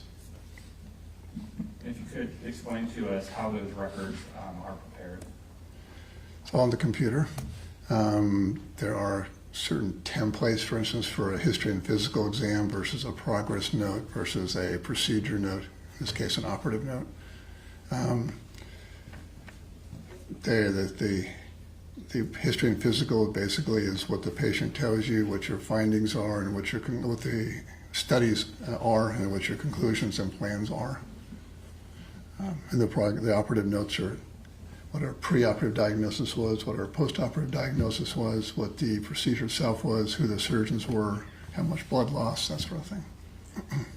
And you as the trauma surgeon, when you're brought in, I take it some of these notes have already started to be generated.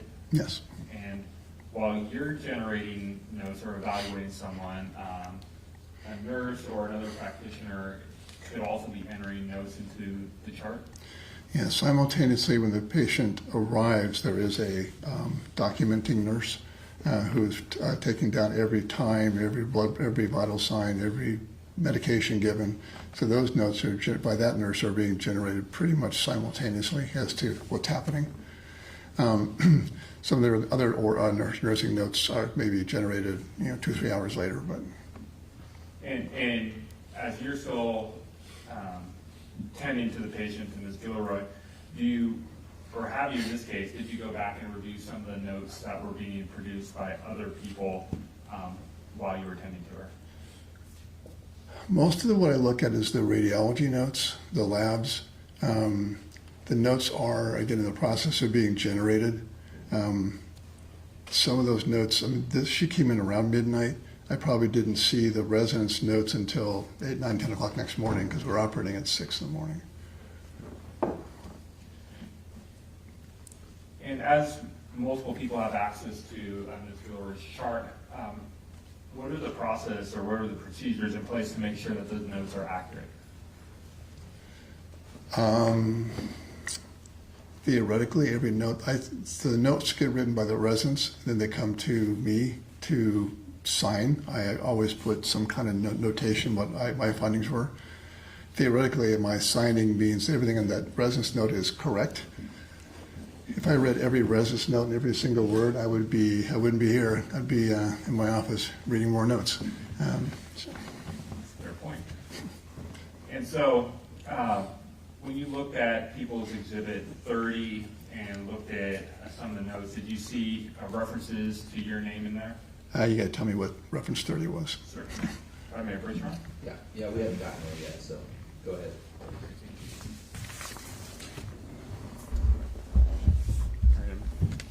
Dr. Schatz, I'm showing you People's Exhibit 30, and this is by the PDF, page 47 of 898. Do you recognize this document? Yeah, it's history and physical. Okay, and the history and physical, is that of Ms. Kimberlee Ramona Guillory? Correct. And is this a patient that we've been talking about today that you treated on May 2nd? Yes. And right here under procedure operations, it says trauma Schatz. Is that you? That's me. And is this a fair, this page, is this a fair and accurate copy of Ms. Guillory's chart? Scroll to the bottom. Sure. If my signature's on it, I'll tell you yes. And, oh, this is a discharge summary. Oh, I'm sorry. Okay, this is a discharge summary that starts with the history and physical, but yeah, I think I'm too far. So this is the, I'll re-say. So they come in the hospital, they're in the hospital for a day, 2 days, 3 months. At the time of discharge, they get a summary written so for the next provider can not have to go through 900 pages. So this is a discharge summary of what happened during her hospitalization. So correct what I'm saying, it starts with a kind of a summary of her history and physical. I was on that night, I operated her next day. We have a team, any given day we had 7 of us on call. So I was on for 24 hours, so I operated her, and then my partners took care of her for the duration. I don't write notes. When I have a case like this, I check in to see how she's doing, but I don't put notes in the chart. Let me move to another page.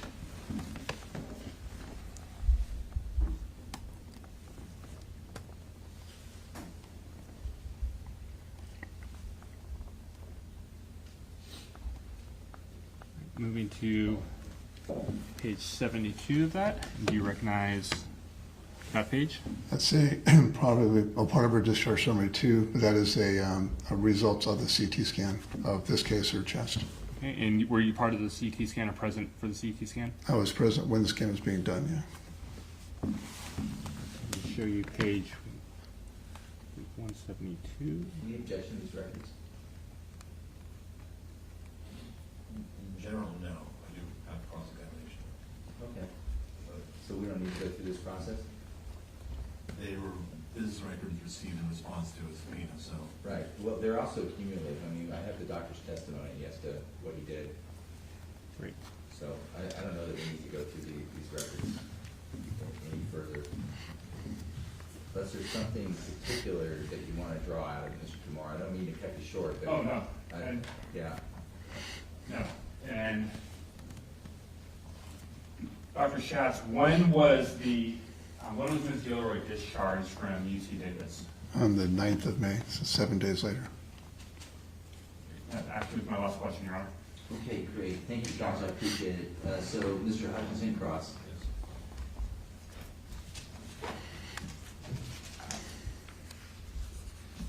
Good afternoon, Dr. Schatz. My name is Dan Hutchinson. Thank you for being here this afternoon.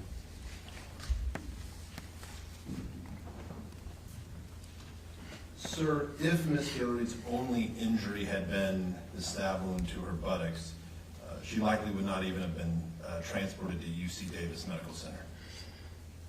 That's a great question.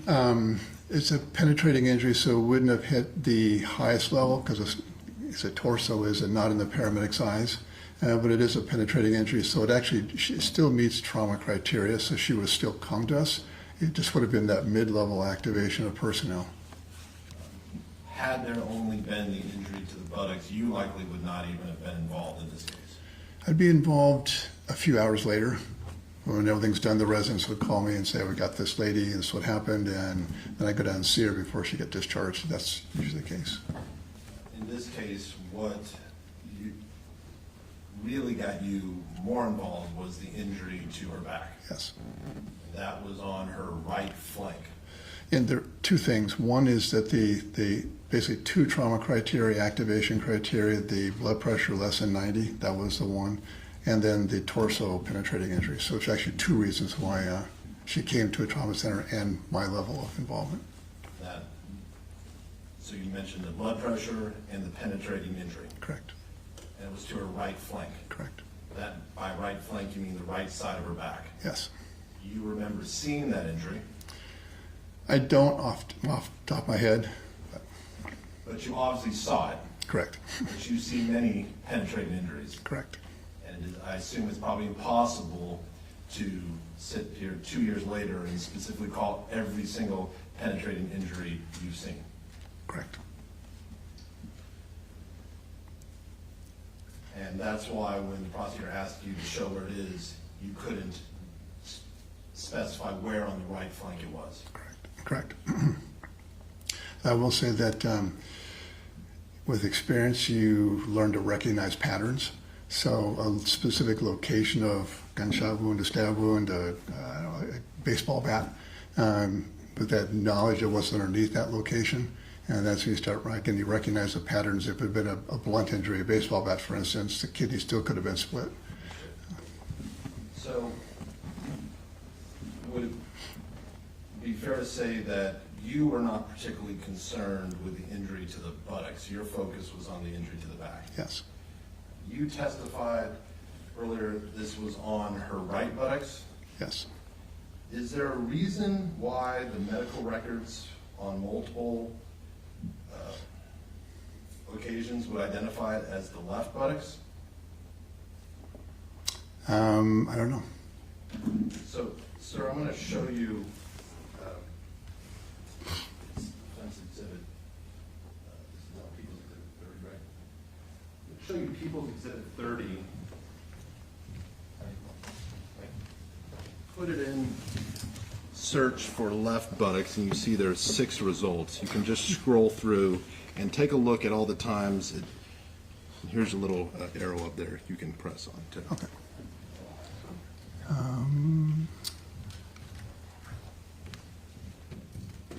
So this first one is a discharge. Just take a look at them. So go through and look at the 6 locations where the term left buttock comes up. While he's doing that, this is Exhibit 30, and it has approximately 900 pages. 900 pages. Okay. A little less. All right, and you've used a search engine, and he's looking at the 6 references. I did a search for left buttock, and there were 6 results. Okay.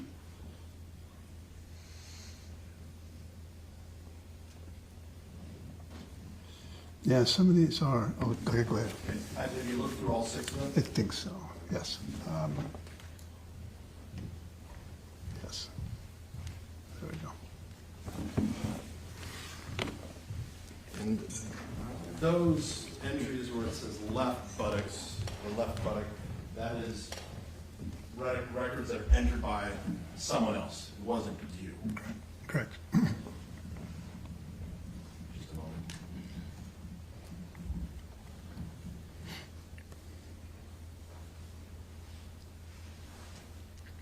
So now, sir, I'm going to show you a search where I'm going to put in right buttock, and there's one result, and for people's reference, this is page 130 of 898. Take a look at, read this as well.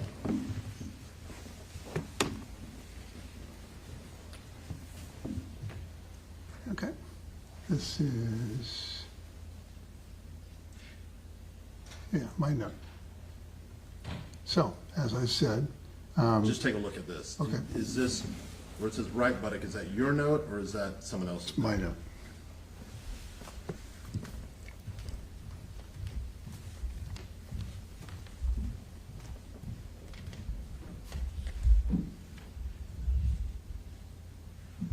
And the notes where someone identified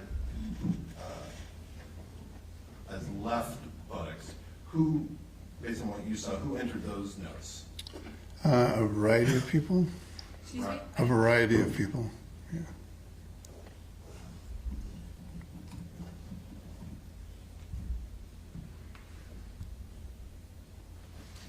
Okay, sir, now I'm going to do a search for right superior, the words right superior, and 4 results come up. If you could take a look at those.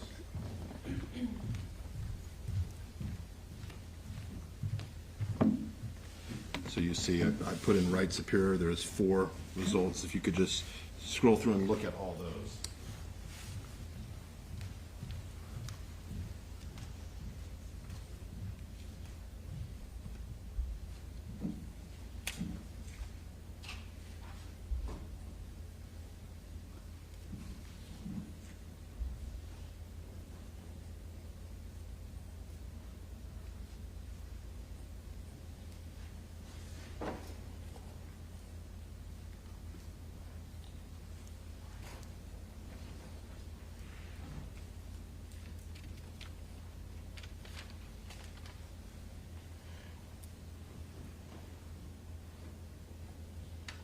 So of your notes here, right superior, Just look at them. I have, but right superior refers to the kidney and the buttock a couple times. So in the search results for right superior, of those 4 that came up, were Yes. how many were referring to the buttock and how many were referring to the I kidney? think about half, 2 So and 2. 2 referring to the buttock, 2 referring to the kidney. Correct. The term superior, what does that mean in medical language? Upper. So, right superior back would be upper back, Yeah, mid to upper back, mid yes. to upper back. Anything other than lower? Yeah, again, it kind of, there's no external landmarks in the back. I mean, there are, but you have to count the spines, and we don't do that in general, so it's more of a guess, or not an estimate. If it's like you're looking at the colon, you can say proximal, distal, whatever, but in the back, it's more. So superior, right superior could mean mid-back, it could also mean upper back. Well, upper back is down into the chest.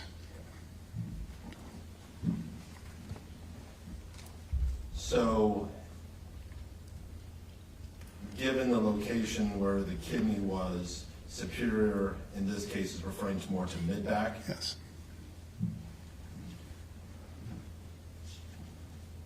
And to the extent you can, do you distinguish between upper mid-back or lower mid-back, or no?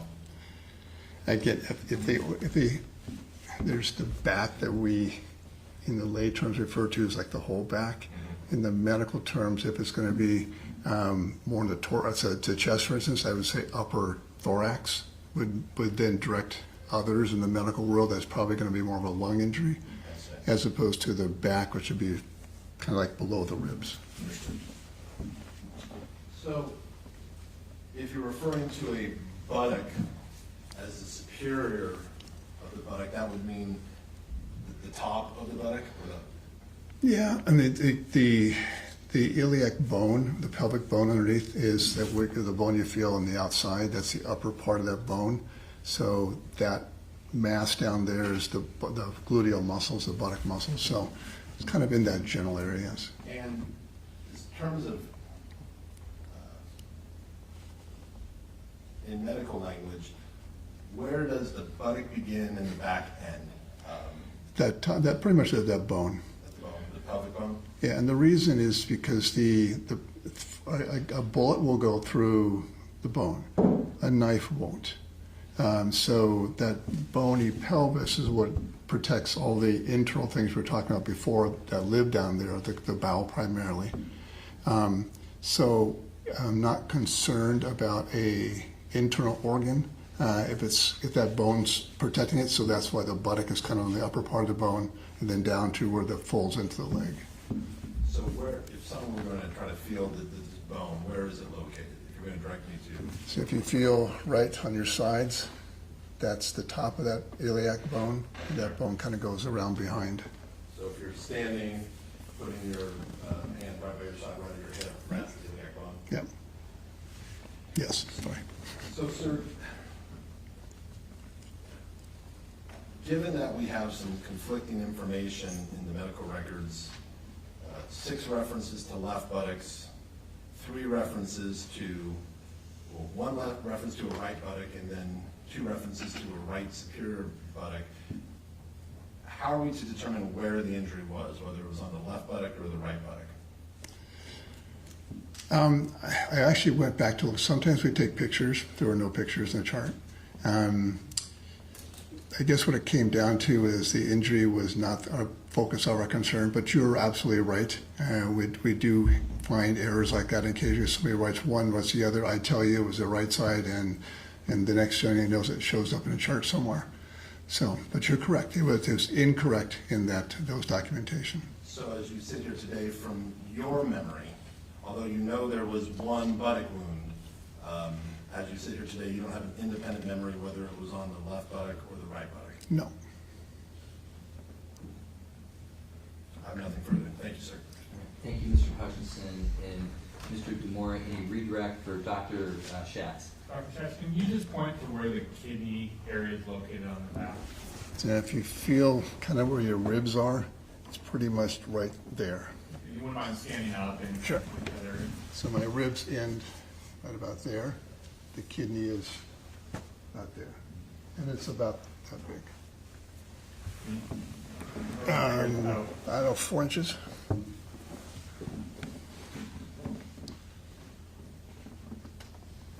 Thank you. No further questions. If you gesture that the kidney is about 4 inches, Yes. and as it's in your body, is that 4 inches kind of going up vertically?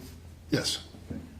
Do you recall where the injury was? At the top of the kidney, middle, bottom? So the radiology reports of the superior pole, that's where the right superior came from. So the upper part of that kidney. So the upper part of that 4-inch organ that you described? Yes. All right, thank you, sir. Nothing on that. Okay, great. Thank you, counsel. Dr. Schatz, I appreciate you making time for us. Have a great day. Okay, thanks.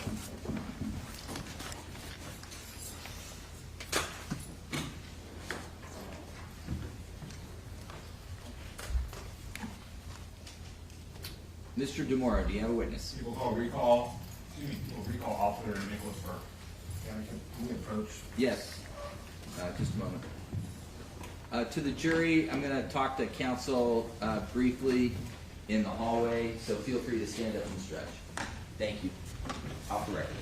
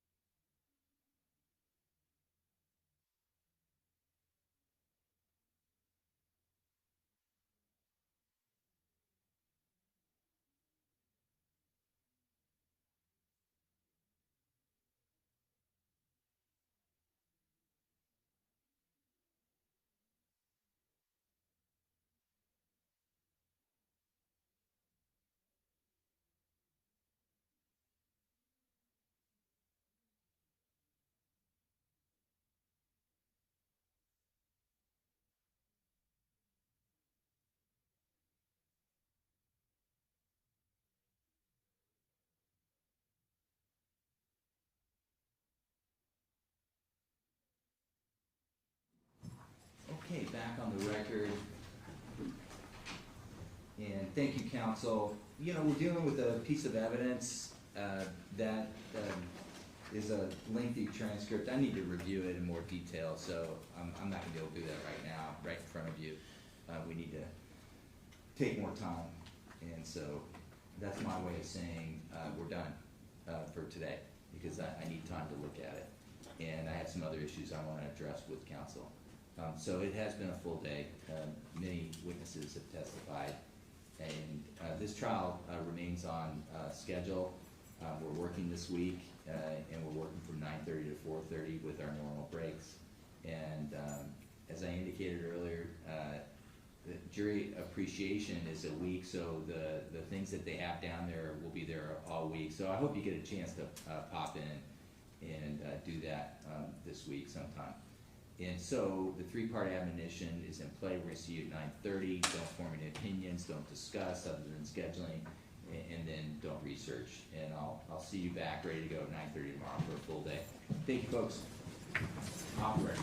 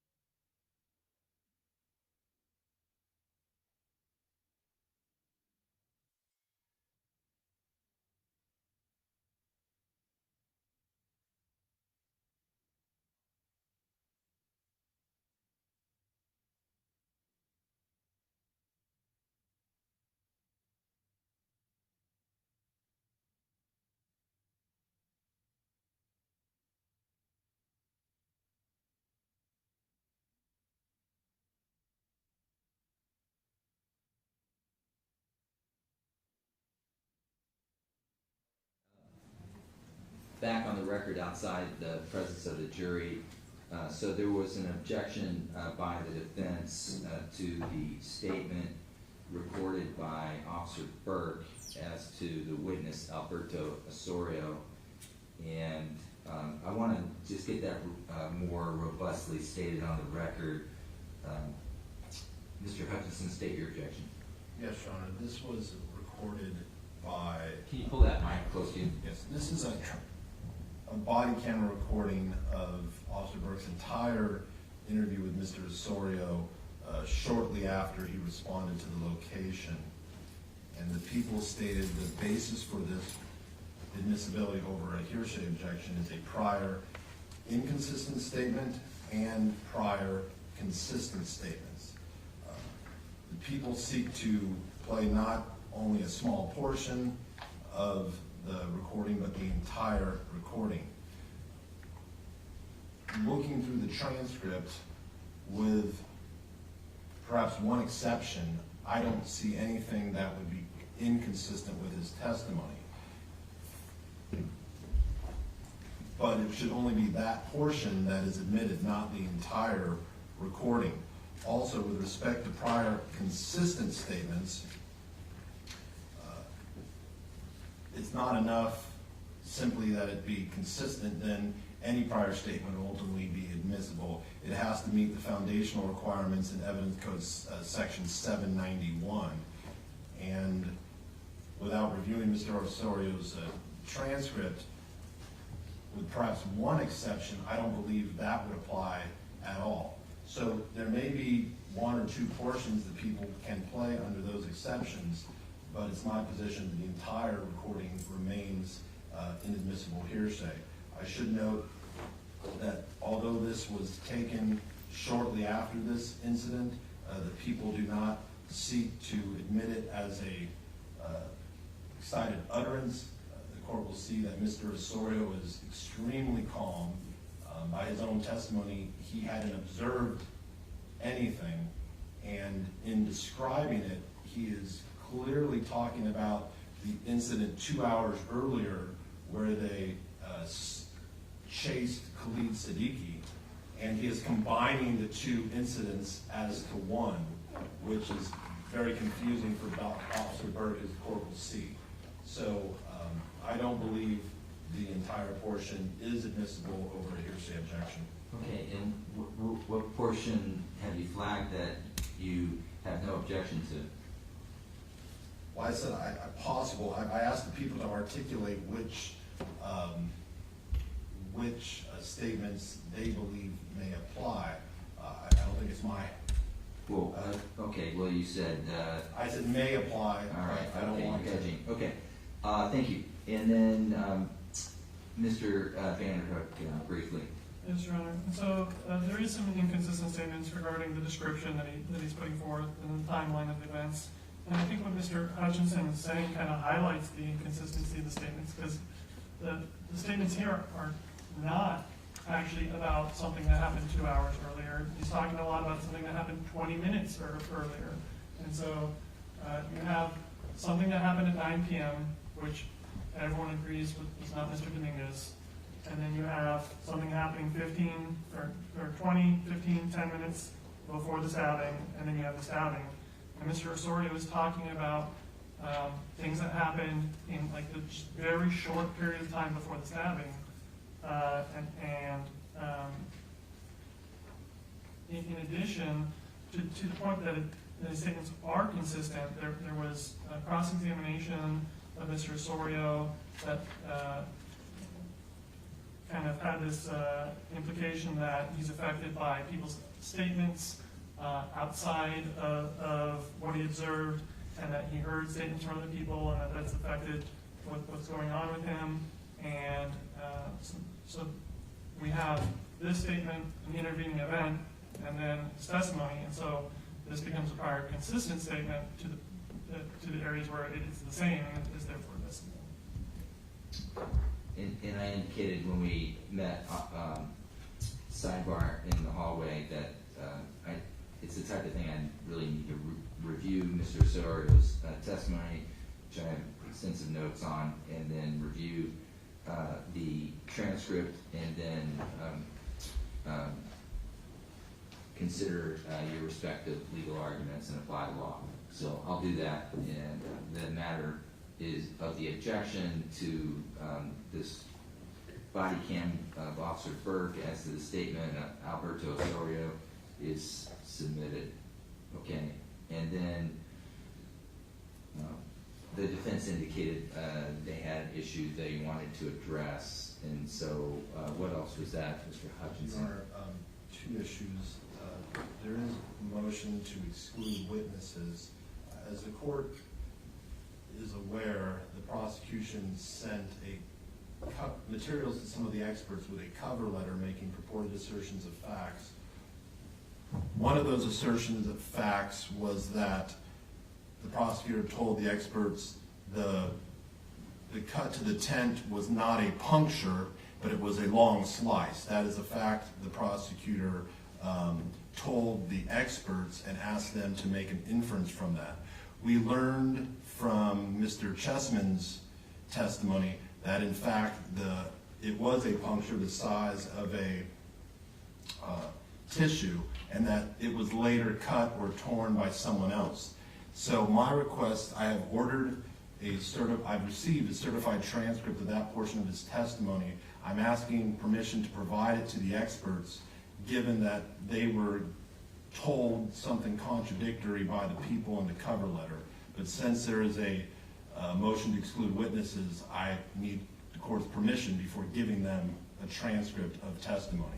My second request is I would like the court's permission to give my expert, the cell phone extraction, Brian Chase, the transcript of the testimony of Mr. Kumada, so he can review that in preparation of his testimony. I would have no objection to Mr. Kumada being permitted to observe Mr. Chase's testimony when he testifies.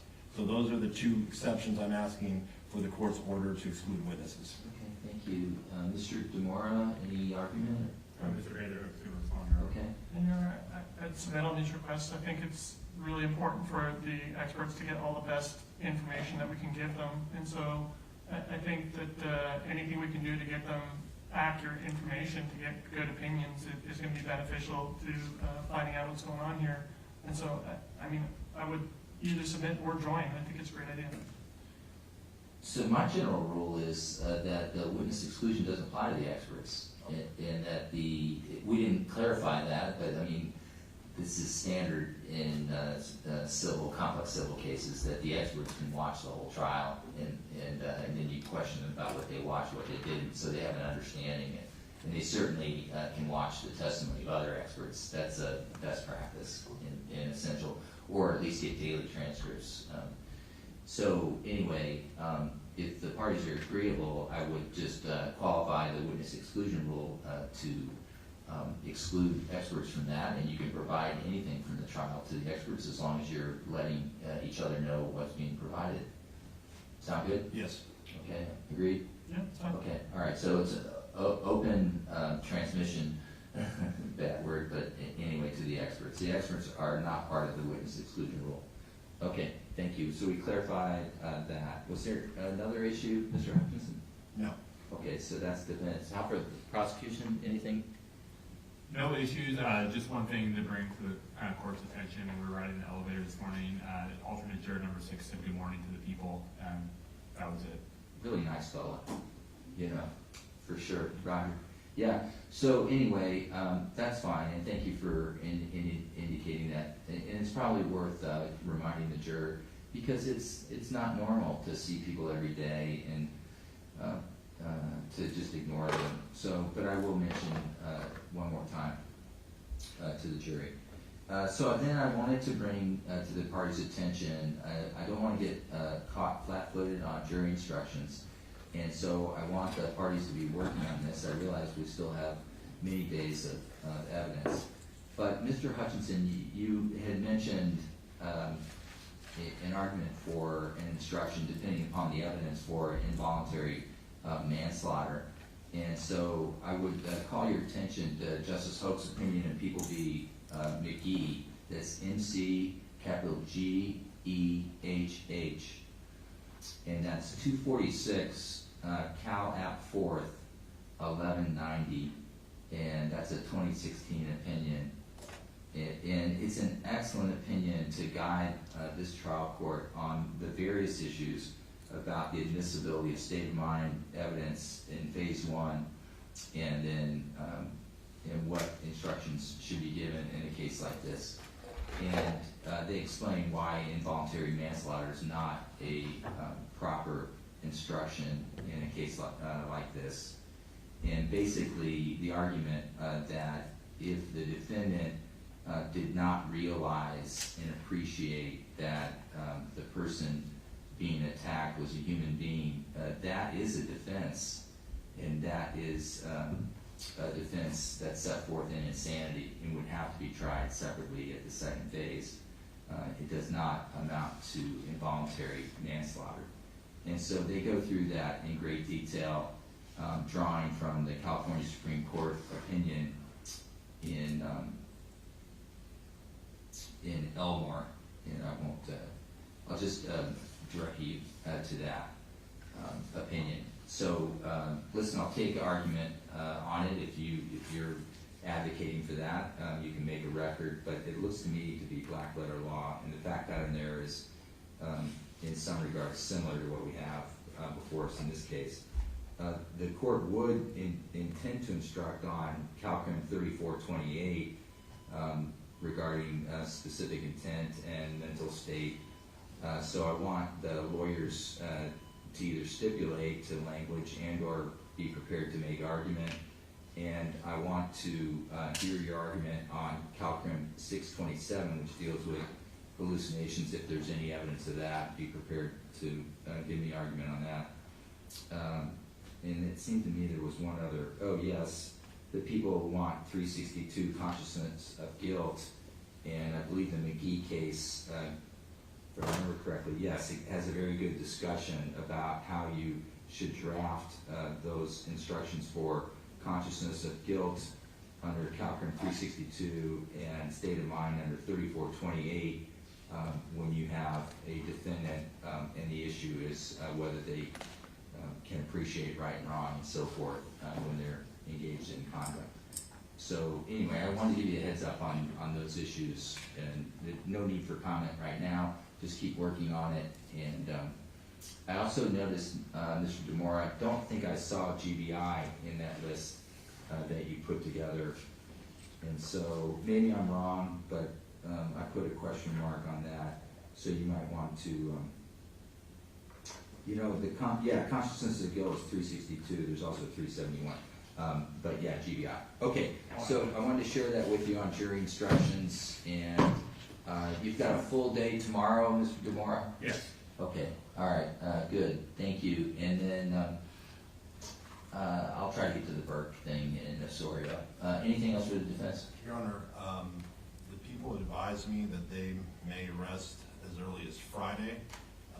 So at this point, I'm planning to have witnesses ready to go Monday morning at 9:30.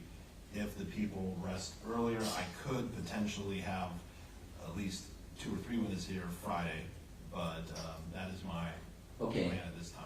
Great, thank you for coordinating. Friday we're off at 3, but if we get to the end of tomorrow or Wednesday and Mr. DeMora, you have clarity, we want to use every minute we can.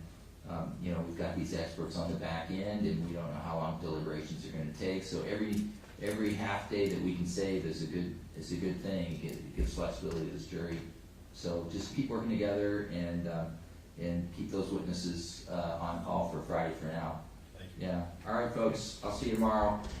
Listen, I don't know that I'll have a ruling ready, but you're able to go without this Osorio matter. I'll get it done this week. On the scheduling, we'll have a full day tomorrow. As I've indicated last week, I've been shifting witnesses because we are ahead of schedule. Yeah. I've explained to Mr. Hutchinson that there is one witness for the people who is not available this week at all. His first day back is Monday. So take him out of order. Yeah. Okay, so we talked about that. That's all good. Okay, thank you, folks. Thank you. All right.